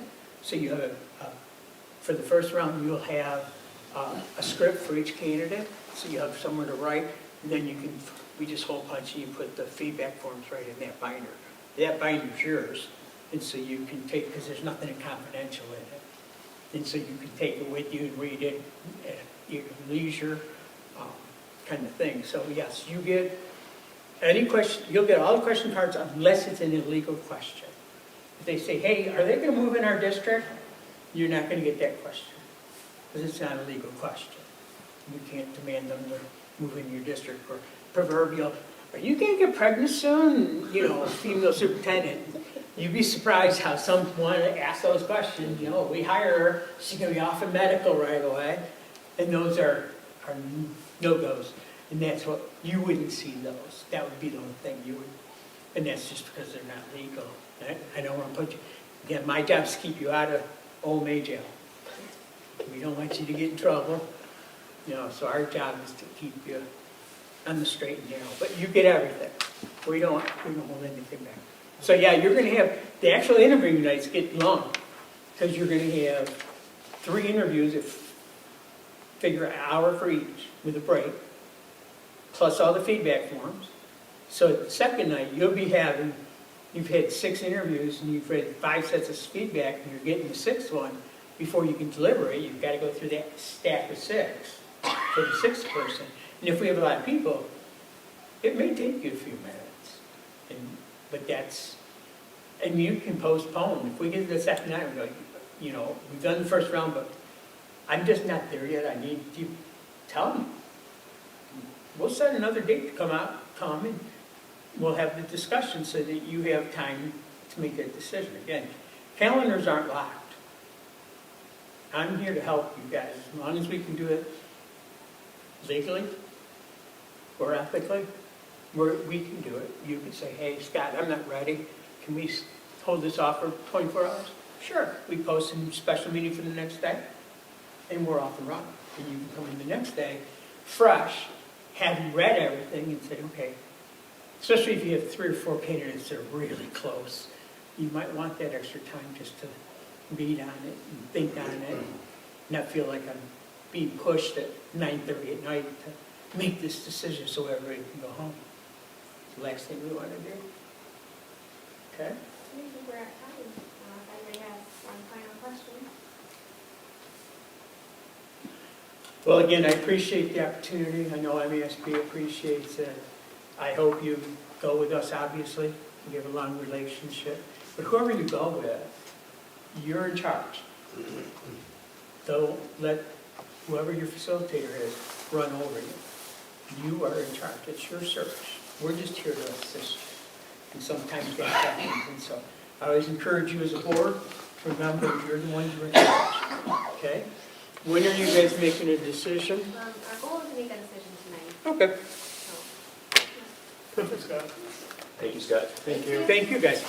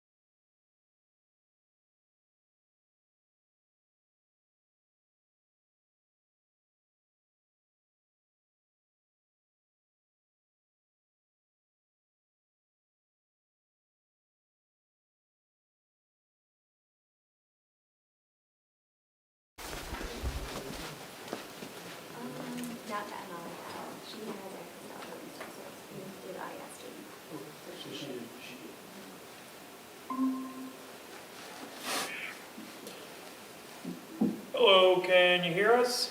Yes, can you hear us? I can. Okay. Yes. All right, this is Janaea, and I have the rest of our board members with us, and we do have one guest in our audience tonight. Okay, we can't see you though. Are we going to be able to see you? You know, we didn't have it set up for that, so I apologize about that. Okay. We're just gonna be Okay. vocal tonight. Maybe we should turn ours off too. No. Whatever you feel comfortable with. No. We will leave ours on. So Okay. I do have a presentation document that I'm going to try and pull up. So bear with me. We're not a Google firm. So let me see if I can get this. Oh, yay!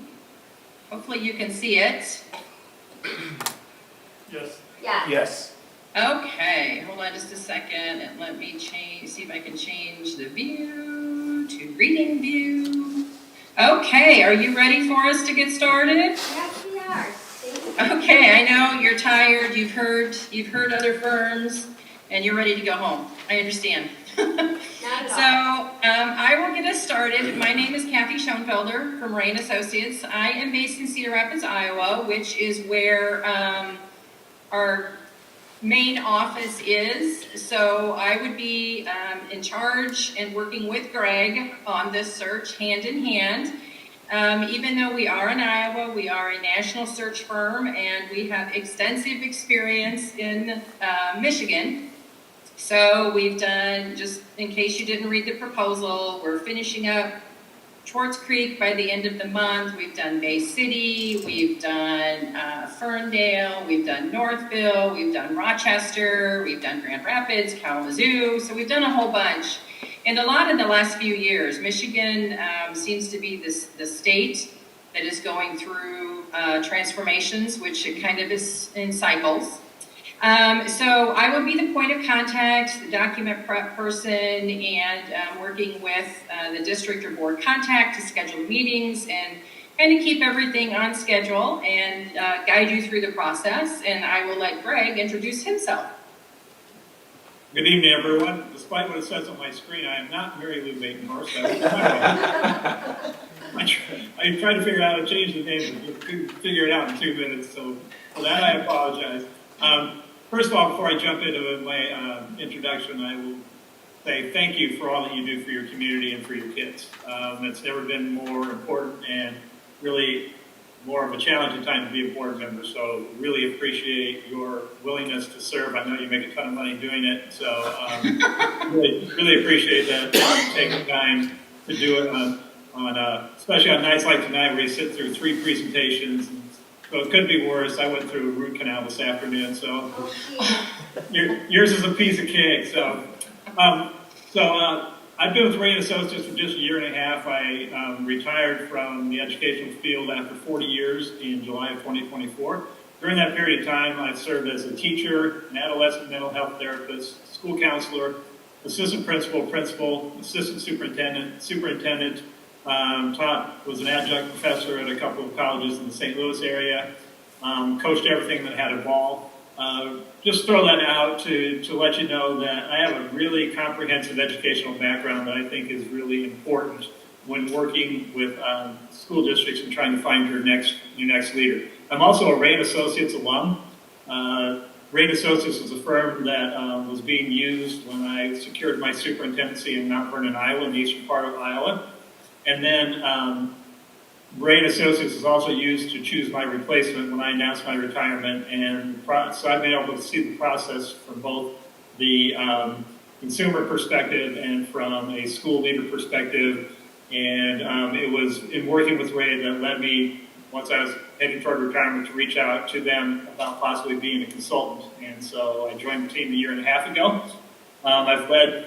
I led a search last year with a district with 6,000 students. I assisted in the Bay City search, the last parts of that search last year. I've also assisted with help with a larger school district in Iowa that was looking for a central office person. Also assisted in helping put together training videos for new consultants, especially focused on the importance of the relationship between the search team and the Board of Education, because we would be in a relationship together for 3 months or so, and it's important that we're all on the same page and that you can trust us in helping you find your next great leader.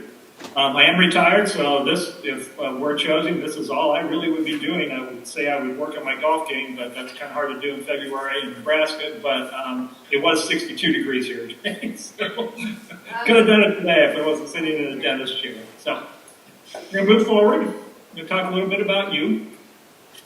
You know these words well. This is your mission, your vision, and what you say you want to be as a district in your area of Michigan and in the state overall. This is important to me because this is who you say you are. So this is your North Star in looking and finding a new leader. You need a leader that's going to match your mission and vision, or you're going to be in a disconnect from the very beginning. I apologize for stating a notice in the background. So really think about this as the guiding light as you look to find another superintendent, a new superintendent.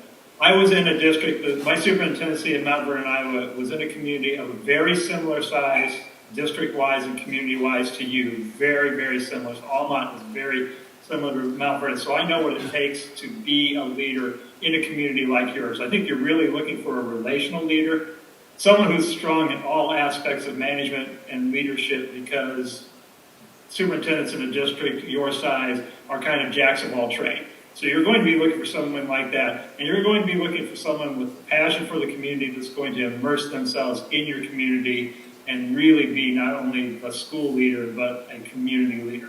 That's going to be very important for you during the process to involve your community in the selection process, and I'll talk about that a little bit more as we move forward. A little bit about us.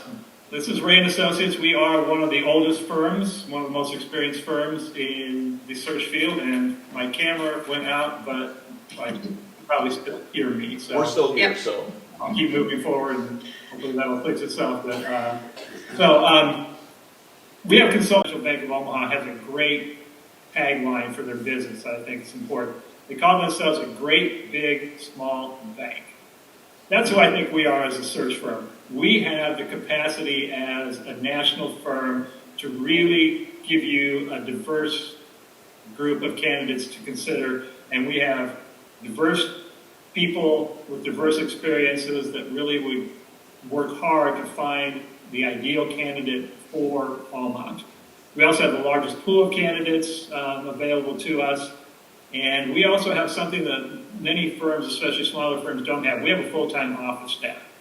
So we can move very quickly, and we have people with expertise in different areas of marketing and everything that would allow us to work very smoothly with you and make sure that we have all bases covered as we take you through a search. Next, boss.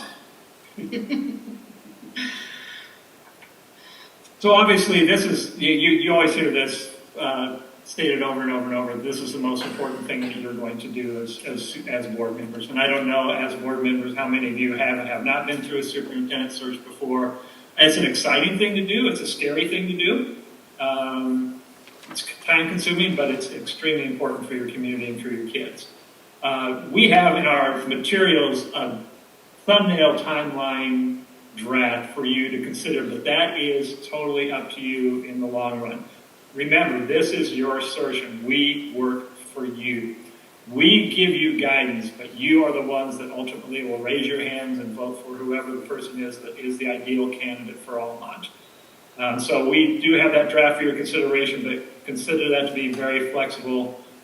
We would work very early in the search process, in the first week or so of the process, to establish that timeline with you so that it works around your calendars, works around the school calendar, does whatever we need to do to make sure that we have an effective and smooth process. We will do one-to-one interviews with each of you.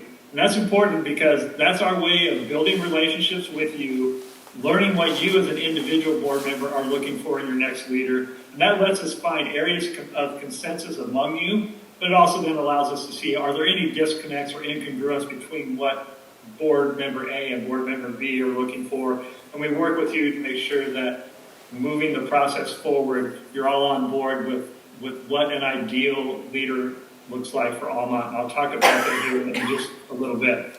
And we're with you from the very beginning to the very end, all the way through helping you set up that initial contract with your chosen person, developing the compensation guidelines and whatever, working with whoever be your legal team to come up with a contract that is good for all involved. So we're there from the very beginning to the very end. Kathy, like she said, would be the lead, and at the same time too, like I said, I am retired, so I have plenty of time to do this work, and would really look forward to working with you.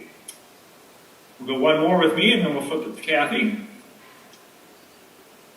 So again, we're really going to work hard to help build a profile of the candidate for you. Because Almont is not Bay City, it is not Flint, it's not Detroit. You are your own unique community, and you know what your community needs in this next leader. So we're going to work with you on building a profile. The way we do that is we have a tool that identifies 31 qualities of an effective leader. This is a very research-based program that we use. It's 31 qualities that good leaders possess. And we're going to work with you as a board. We're going to do this as individual board members. We're going to do this with your focus groups. We're going to do this with your entire community through an online survey. We're going to try to get you to focus on those 31 qualities and try to narrow it down to about 10. 10 qualities that are the most important of the 31 that will serve as the guiding light for what you're looking for in a leader. I think one of the most important pieces of that is the stakeholder meetings that we will encourage you to have. This is a critical piece. You want to involve, especially in a smaller community like yours, you want to involve as many different types of stakeholders as possible. Business leaders, religious leaders, regional leaders, obviously being a smaller community, the agricultural community that's in and around Almont. Any types of leaders that you think are important. And by all means, involve your kids. Have focus group. We want more from focus groups with kids to help boards than you would ever imagine. And I would really encourage you to, it's their district, it's their school. So really would encourage you to involve them in the process. And these stakeholder meetings are critical. Even though neither one of us are in Michigan, we can be there as much as you need us to be in person. Obviously, it's your resources, and you need to decide how to use them. But I would especially encourage you, when you get to that point of doing stakeholder meetings, if at all possible. I have a bias that I think they're better done in person, and like I said, I can be there easily to assist you in that process. So we're going to build an ideal candidate for Almont on an online survey that will go out to all of your community with those 31 assessments. Feedback in all of your focus groups, and then feedback also from the individual meetings with you as board members. So that helps build the profile that then leads into the recruitment and screening process. So I'm going to kick it over to Kathy. Thank you. So I want to add on to the stakeholder portion of it. I think that's so much fun. That's the best part of the whole process, I have to say. And I do totally agree with what Greg said. Student voice, especially the older student voice, is really important because while they are students, they want to be involved. They have a lot to say, and it does affect them, especially those that are not graduating this year and perhaps won't overlap with the new superintendent. They want to feel included, as does anybody. Parent, teachers, support staff, principals, teachers, non-parent community members, whoever and whatever you want us to meet with, we will certainly do that. And one of the things I want to make it or explain, I guess, we ask at the stakeholder groups or meetings a series of questions. All of the questions or all of the groups receive the same questions. But one of the questions that we ask is if you could suggest or recommend an interview question that the board asks of the candidates, what would that question or those questions be? And we get a lot of information from those questions, and at the appropriate time in the process, which I'll discuss in just a minute or two, we give that information to you. While the board might want to know this, some of the other people in the community or stakeholders want to know that. And so it's kind of enlightening and eye-opening because everybody's looking for something different and has a different question that they want to ask. So I just wanted to put that out there for you. With regard to recruitment, as Greg said, we do have a database. I do not want you to panic when somebody says the word database. We use that database to send out an invite to apply. We have about 3,000 people in that database, but I would probably narrow it down to about 1,400. That being said, I would say 95%, if not more, of the candidates that apply for the position are not in our database, or the candidates that are selected are not in the database. They find out about the position from family or friends, or they see the job posting somewhere, or we reach out to them. We've done enough searches in enough states that we have people that we think, oh, they would be great for this position. We also notify our associates nationwide and let them know, hey, this is a search that we're working on, here's the information, the application deadline, that kind of thing. Social media, obviously. The advertising is determined by you. Obviously, we encourage the Michigan venues for posting of the position. If you elect to have a national sense, with EdWeek or AASA, we would work with you to get it posted there. It's entirely up to you where you want to post. It's not uncommon. I finished one in New Mexico where the person came from Maryland. So you don't know where people are going to come from. COVID kind of taught everybody that maybe what they wanted before isn't what they want now. A lot of people do still want to get back to family and get closer to an area that maybe they were born, went to college, those kinds of things. So I just wanted to make you aware of that. So we would work with you, obviously, putting together a promotional flyer that would be posted on our website, attached to the posting on our website. And that also is attached to the invite to apply that we email out so they can see something about the district, what you're looking for, what you're proud of, that kind of thing, the salary, and all of those kinds of things. With regard to the candidate pool, once the application deadline closes, and my example is if there's 30 applications, Greg and I would go through those applications to narrow it down. You're not going to want to interview 30 people, I hope. So we would try to narrow it down to 8 or 10 candidates that we feel rise to the top based on the qualifications that we hear from you in your one-on-ones, based on what we hear from stakeholders, those kinds of things, and we narrow the pool down. And then we screen those candidates. We ask them a series of questions. Have they applied anywhere else? Have they ever been fired, resigned, let go? Those kinds of things. And we also ask them some district-specific questions that we put together based on what we heard in the stakeholder sessions. We do contact references. We contact them by phone or Zoom. We do not give them a form to fill out and return to us. We actually have conversations with those people, and we have a set of questions that we ask those references as well.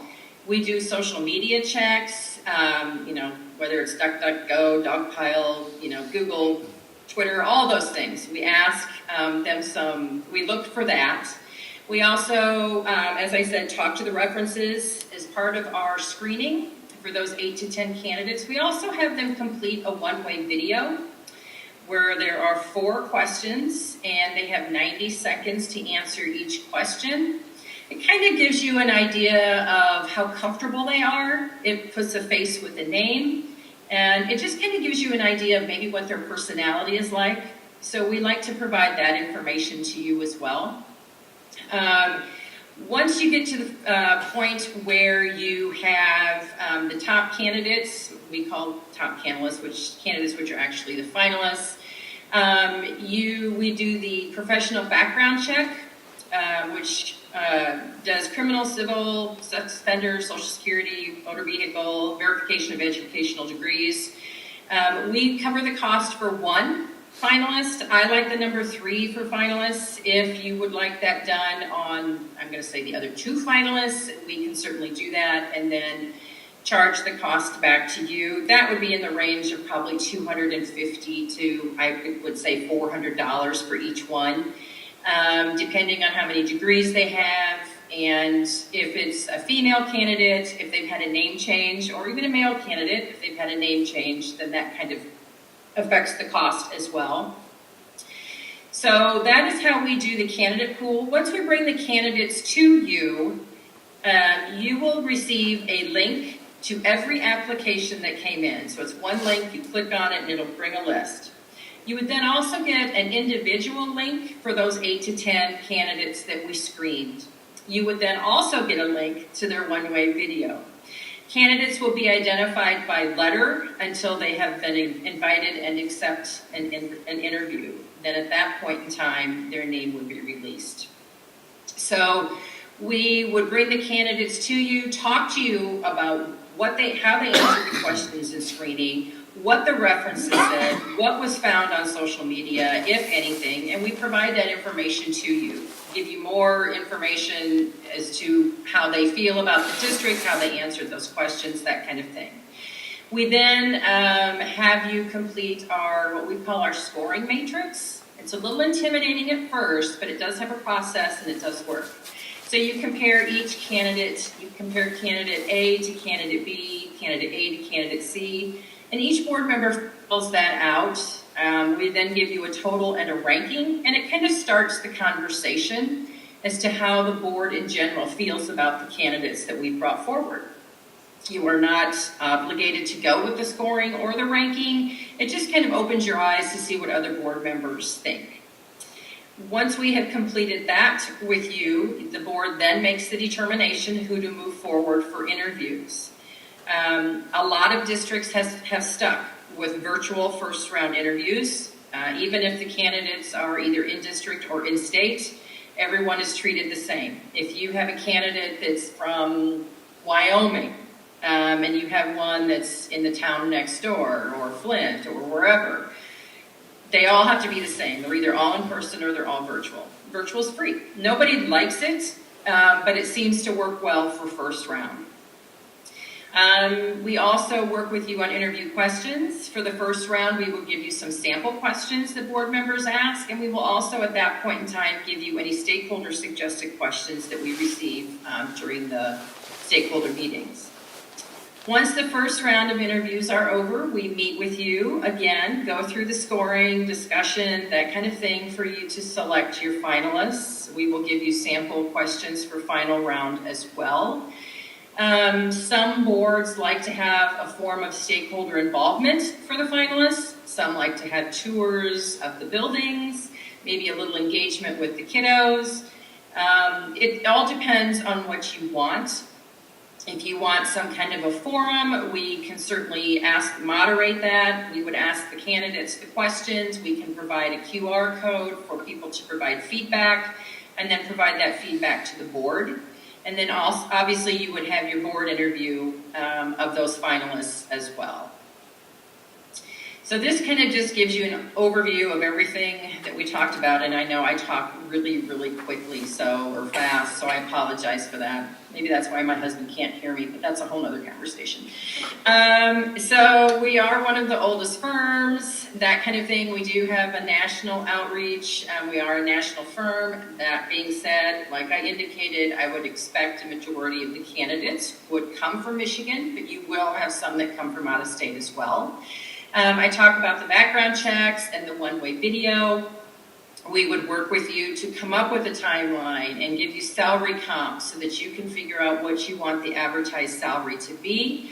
We will give you sample schedules to help you come up with a schedule for the stakeholder meetings, whether some are in person and virtual. We recommend both. I heavily recommend a parent session, both in person and virtual, because parents work and they work different schedules, so we want to make sure that we can hear from as many people as we can. We usually do a community session, virtual and in person as well. A lot of districts have gone to staff being virtual at the end of their day so as not to interfere with their class time. Some of the administrator sessions can be done in the morning. They tend to have a little bit more flexibility than the teaching and support staff. So I am going to stop that, hopefully, if I can get out of there. Okay. Anybody have any questions? I'm sure you do. Who wants to go first? What's your average timing on a typical search? The average timing on what? On a typical search? Is it 60 weeks? It would be a little bit faster probably now than what it would be if we would start a search in, say, October. The way I have drafted it is to start next week and have it end in April. I have to schedule, this time of year you have to schedule around spring break because we don't want things to take place during spring break.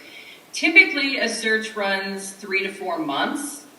The time that we could cut it down would be in the recruitment. We like to have at least 30 days of recruitment, but if you do state advertising only, that would be where we would have a little bit of give and take.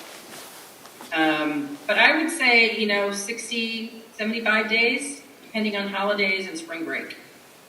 Thank you. You're welcome. You listed off a bunch of Michigan schools when you first presented, and most of those schools are very large districts. Our district, as Greg said, we're about the same size as Mount Vernon. We're 1,400 students. Do you have a lot of experience with smaller districts? Oh yeah, definitely. We got our start in Iowa, and there's a lot of districts in Iowa, obviously, that are smaller. I think Schwartz Creek is like 3,000, and Bay City's about the same. So they're not, while they're bigger, they're not necessarily any different. Schwartz Creek is, I would consider it rural-ish. I was just there this week, and I'd never been there before. So it's rural. But yes, we definitely have experience in all states, all sizes. We've done smaller ones in Wisconsin. I did one in Wisconsin a few years ago that was like 1,600. So we definitely have the ability to do that. Okay, thank you. I skipped over this in my in one of my slides, but when Ray and Associates was leading the search when I was chosen for Mount Vernon, what I liked most about them over the other firms, and I worked with numerous firms when looking to be a superintendent, was just the relational aspect. Very thorough, very timely in getting back with me. Best communicators by far, being the search firms I've worked with. And we're all just, we are a large national firm, but we are, most of the leadership and the two of us are small town sensibility kind of people. I grew up in western Nebraska and North Platte, Nebraska, which is, town of about 25,000, but it's all, 100 miles any direction from North Platte is nothing but agricultural and rural. I worked in a John Deere tractor dealership for 10 straight summers alongside my dad. So you find that from the perspective of working, we've worked with tons and tons of small districts over time in the Midwest, especially. This would be right in our wheelhouse as far as being able to come in, I think, and really establish a strong rapport and a working relationship with you as a board and with your community. Thank you. Agreed.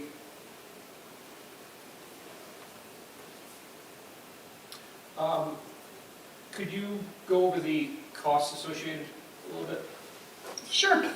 So I know when I was asked to provide a proposal, I had a conversation with President Smith, and I had told her that I knew for a fact that our fees or our pricing would be higher than the state organizations. And that's the same in any state. It doesn't matter if it's Michigan or California or wherever. So I had quoted this at a base price of $18. That includes all of our services. It does not include travel, the cost of travel. There is some wiggle room, and I had indicated that to President Smith as well. We have a competitor-based pricing. If you are interested and select our firm, we would work with you to come up with a price that we felt we could come down to, and that we could meet halfway. You could agree to come up, or whatever the case may be. So we do have flexibility. I gave a quote for expenses, but we don't know what those are going to cost. We don't know what travel is going to be, how many times you want us there. And advertising is just, an estimate as well. But the base fee is all of our services. It's being there for the stakeholder meetings. It's being there for the finalists. It's the screening. It's the vetting. It's the virtual meetings. It's all of it. So there's no extra cost for anything that we do to help you through the process. So don't let that figure scare you. There is a little bit of flexibility. Thank you. You're welcome. Any other questions? Do you Go ahead. Oh, go ahead. Do you provide support for the superintendent after they're hired? Is there ongoing support, training, et cetera? Ongoing support afterwards, is that what you asked? Yes. Okay. Sorry. We certainly can. It is not part of the fee, or not part of our base fee, but we certainly can. We can provide some mentoring. We can assist with board retreats. If you'd like to have a retreat when your new person comes in, we can certainly assist in that way. That would be an extra cost, and I don't know what that cost would be. It would depend on how much time and that kind of thing. We do keep in touch with both the board and the placed candidate. We are here, to answer any questions. With Greg having been in the role before, he is a good sounding board for the incoming person. A district your size, I wouldn't be surprised if you perhaps had a candidate that had not sat in the seat before. So that kind of candidate would need a little bit more mentoring and training or a little assistance. The goal also is to get somebody hired as soon as you can so that they can transition with your current superintendent. That's a very, very important part of it, so that she can guide the new person in how she has done things, how the district has done things, so that they aren't walking in cold. Yeah, we have skin in this game too, because we want this person to be successful. Because if not, if we end up giving you a bum candidate, that's on us. So we're going to do everything we can to make them successful. I was asked in my 7 years in Iowa as a superintendent to mentor several other superintendents. So I'm available 24/7 to them. I would formally check in on them on a regular basis, especially to start, but they would have my number, and they could reach out to me at any time to troubleshoot, brainstorm, whatever needed to help them be a successful superintendent. Okay, thank you. Thank you. Any other questions? I think we're all set on our end. Really appreciate you guys hopping on tonight. Thank you. Oh, you're very welcome, and thank you for your flexibility in letting us be virtual. I appreciate that very much. Thank you so much. Have a good night. You Thank you, too. too. Thank you. Thank you. Thank you.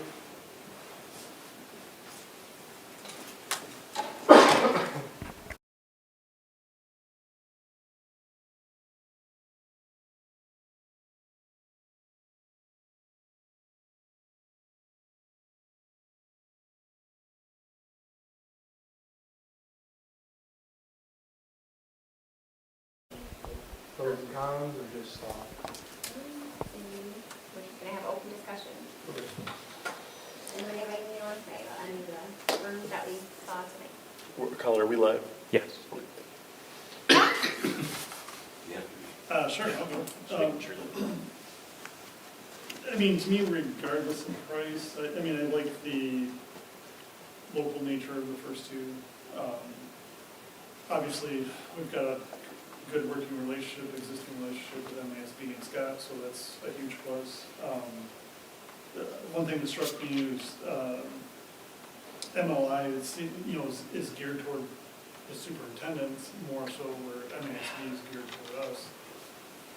I don't know if one is better than the other for search. It was something interesting to take into consideration. I don't know, to me, personally, the choice is between those two.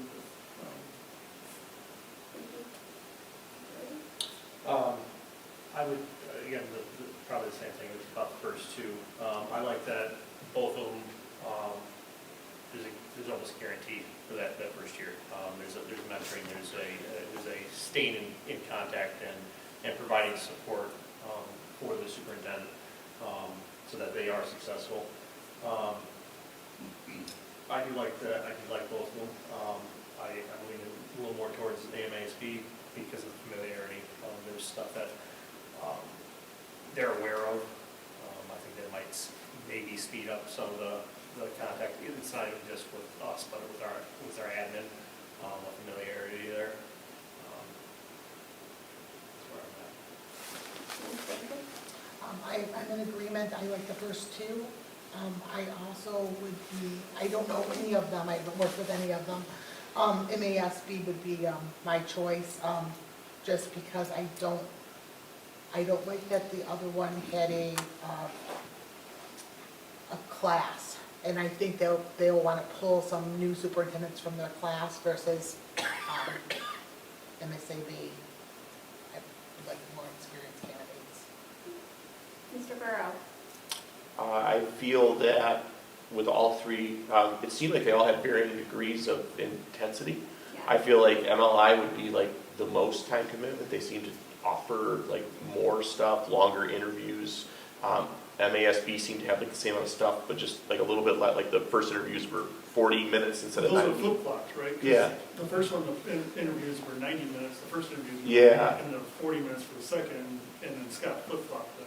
Right, yeah, so I noticed that, and then with Ray and Associates, they seem to, I mean, their cost was higher, but they seem to offer more of the legwork themselves to run through some of this stuff to really narrow down the candidate pool prior to that, getting the videos ahead of time that we can review and not have to be present for and doing all that. So I had no issue with all three, but I am very familiar with Scott and the way he portrayed it. And it seemed like all of them were going to offer us somewhere between 20 and 30 choices is what the expectation was currently, which is good because I was not hearing that on the street before this. So I'm kind of happy to hear that. Sounds a little optimistic. Yeah. The one thing that struck me was that they said that they were going to go through and narrow it down to 8 to 10. Right.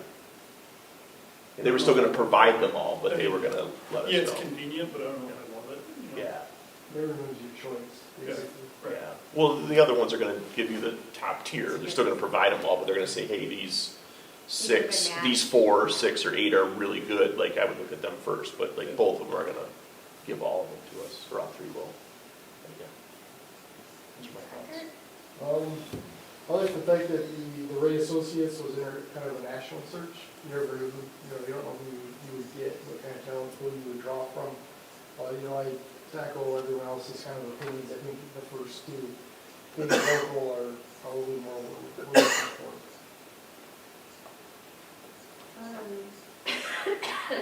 I thought what Ray Associates offered was good. I actually thought like there was a lot more work that would fall on the board with them not being so close to us. And I know that everyone of us also work a full-time job as well.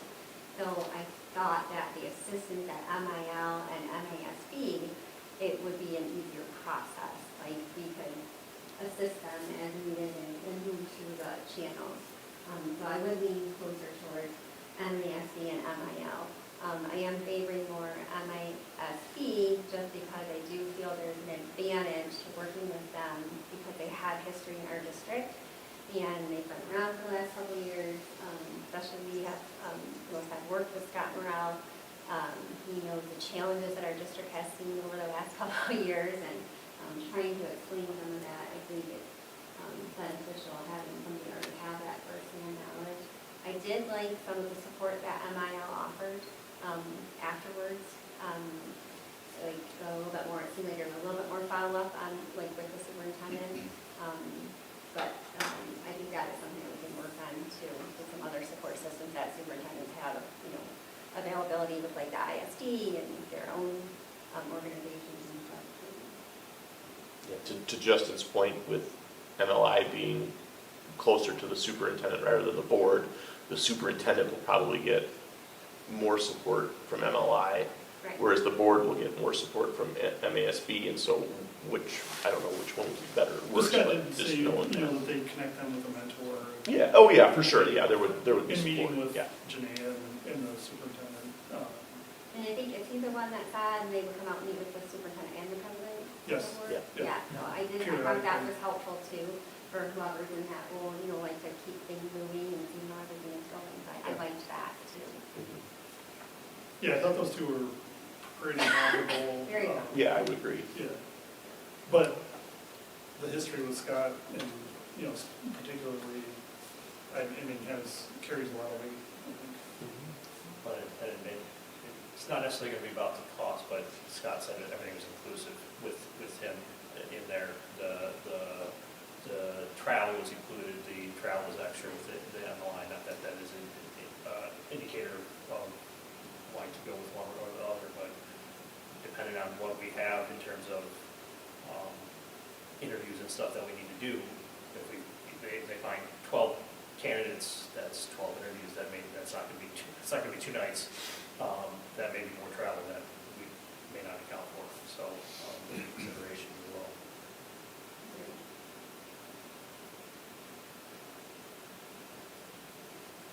Any other discussion? Then they can, whoever we get into the superintendent can also take training from MLI, Yes. you know, theoretically. Yeah. It's true. Do you want me to use it? You got it all, right? Okay. All right. You got a pen? Ready to go? All right, fact sheet. Mr. Wright. Mrs. Smith, Mr. sorry. Wright. With the resignation of Mrs. Von Hillmeyer, the Board of Education must begin the process of finding a permanent superintendent. Michigan Leadership Institute presented, what is today's date? February 5th, as well as Michigan Association of School Boards and Ray Associates. Based on the presentation, our partnership with MASB, I'd like to recommend the board contract with them for the superintendent search. So I move the Almont Community Schools Board of Education enter into a custom search agreement with Michigan Association of School Boards. Support. Motion and support. Any discussion? I want to thank everybody for taking their time to come meet with us. And I'll second that, Ms. Smith, is that I thought all three were viable, like, and all the presentations were very well put together, so. I'd like to thank Mr. Ray for finding Ray Associates for all his suggestions. Any other discussion? Roll call. Roll call vote, please, Mr. Burrow. Mr. Eckert? MASB. Mr. Sam. Aye. The motion's. Oh, it's not a ranked choice, the systems are. All right, aye. All right, Burrow, aye. Burns? Aye. Hinckley? Aye. Wade? Aye. Smith? Aye. All 6 members present are in favor. Motion carries. So we'll be, I will reach out to all 3 companies, obviously, to work with them and then advise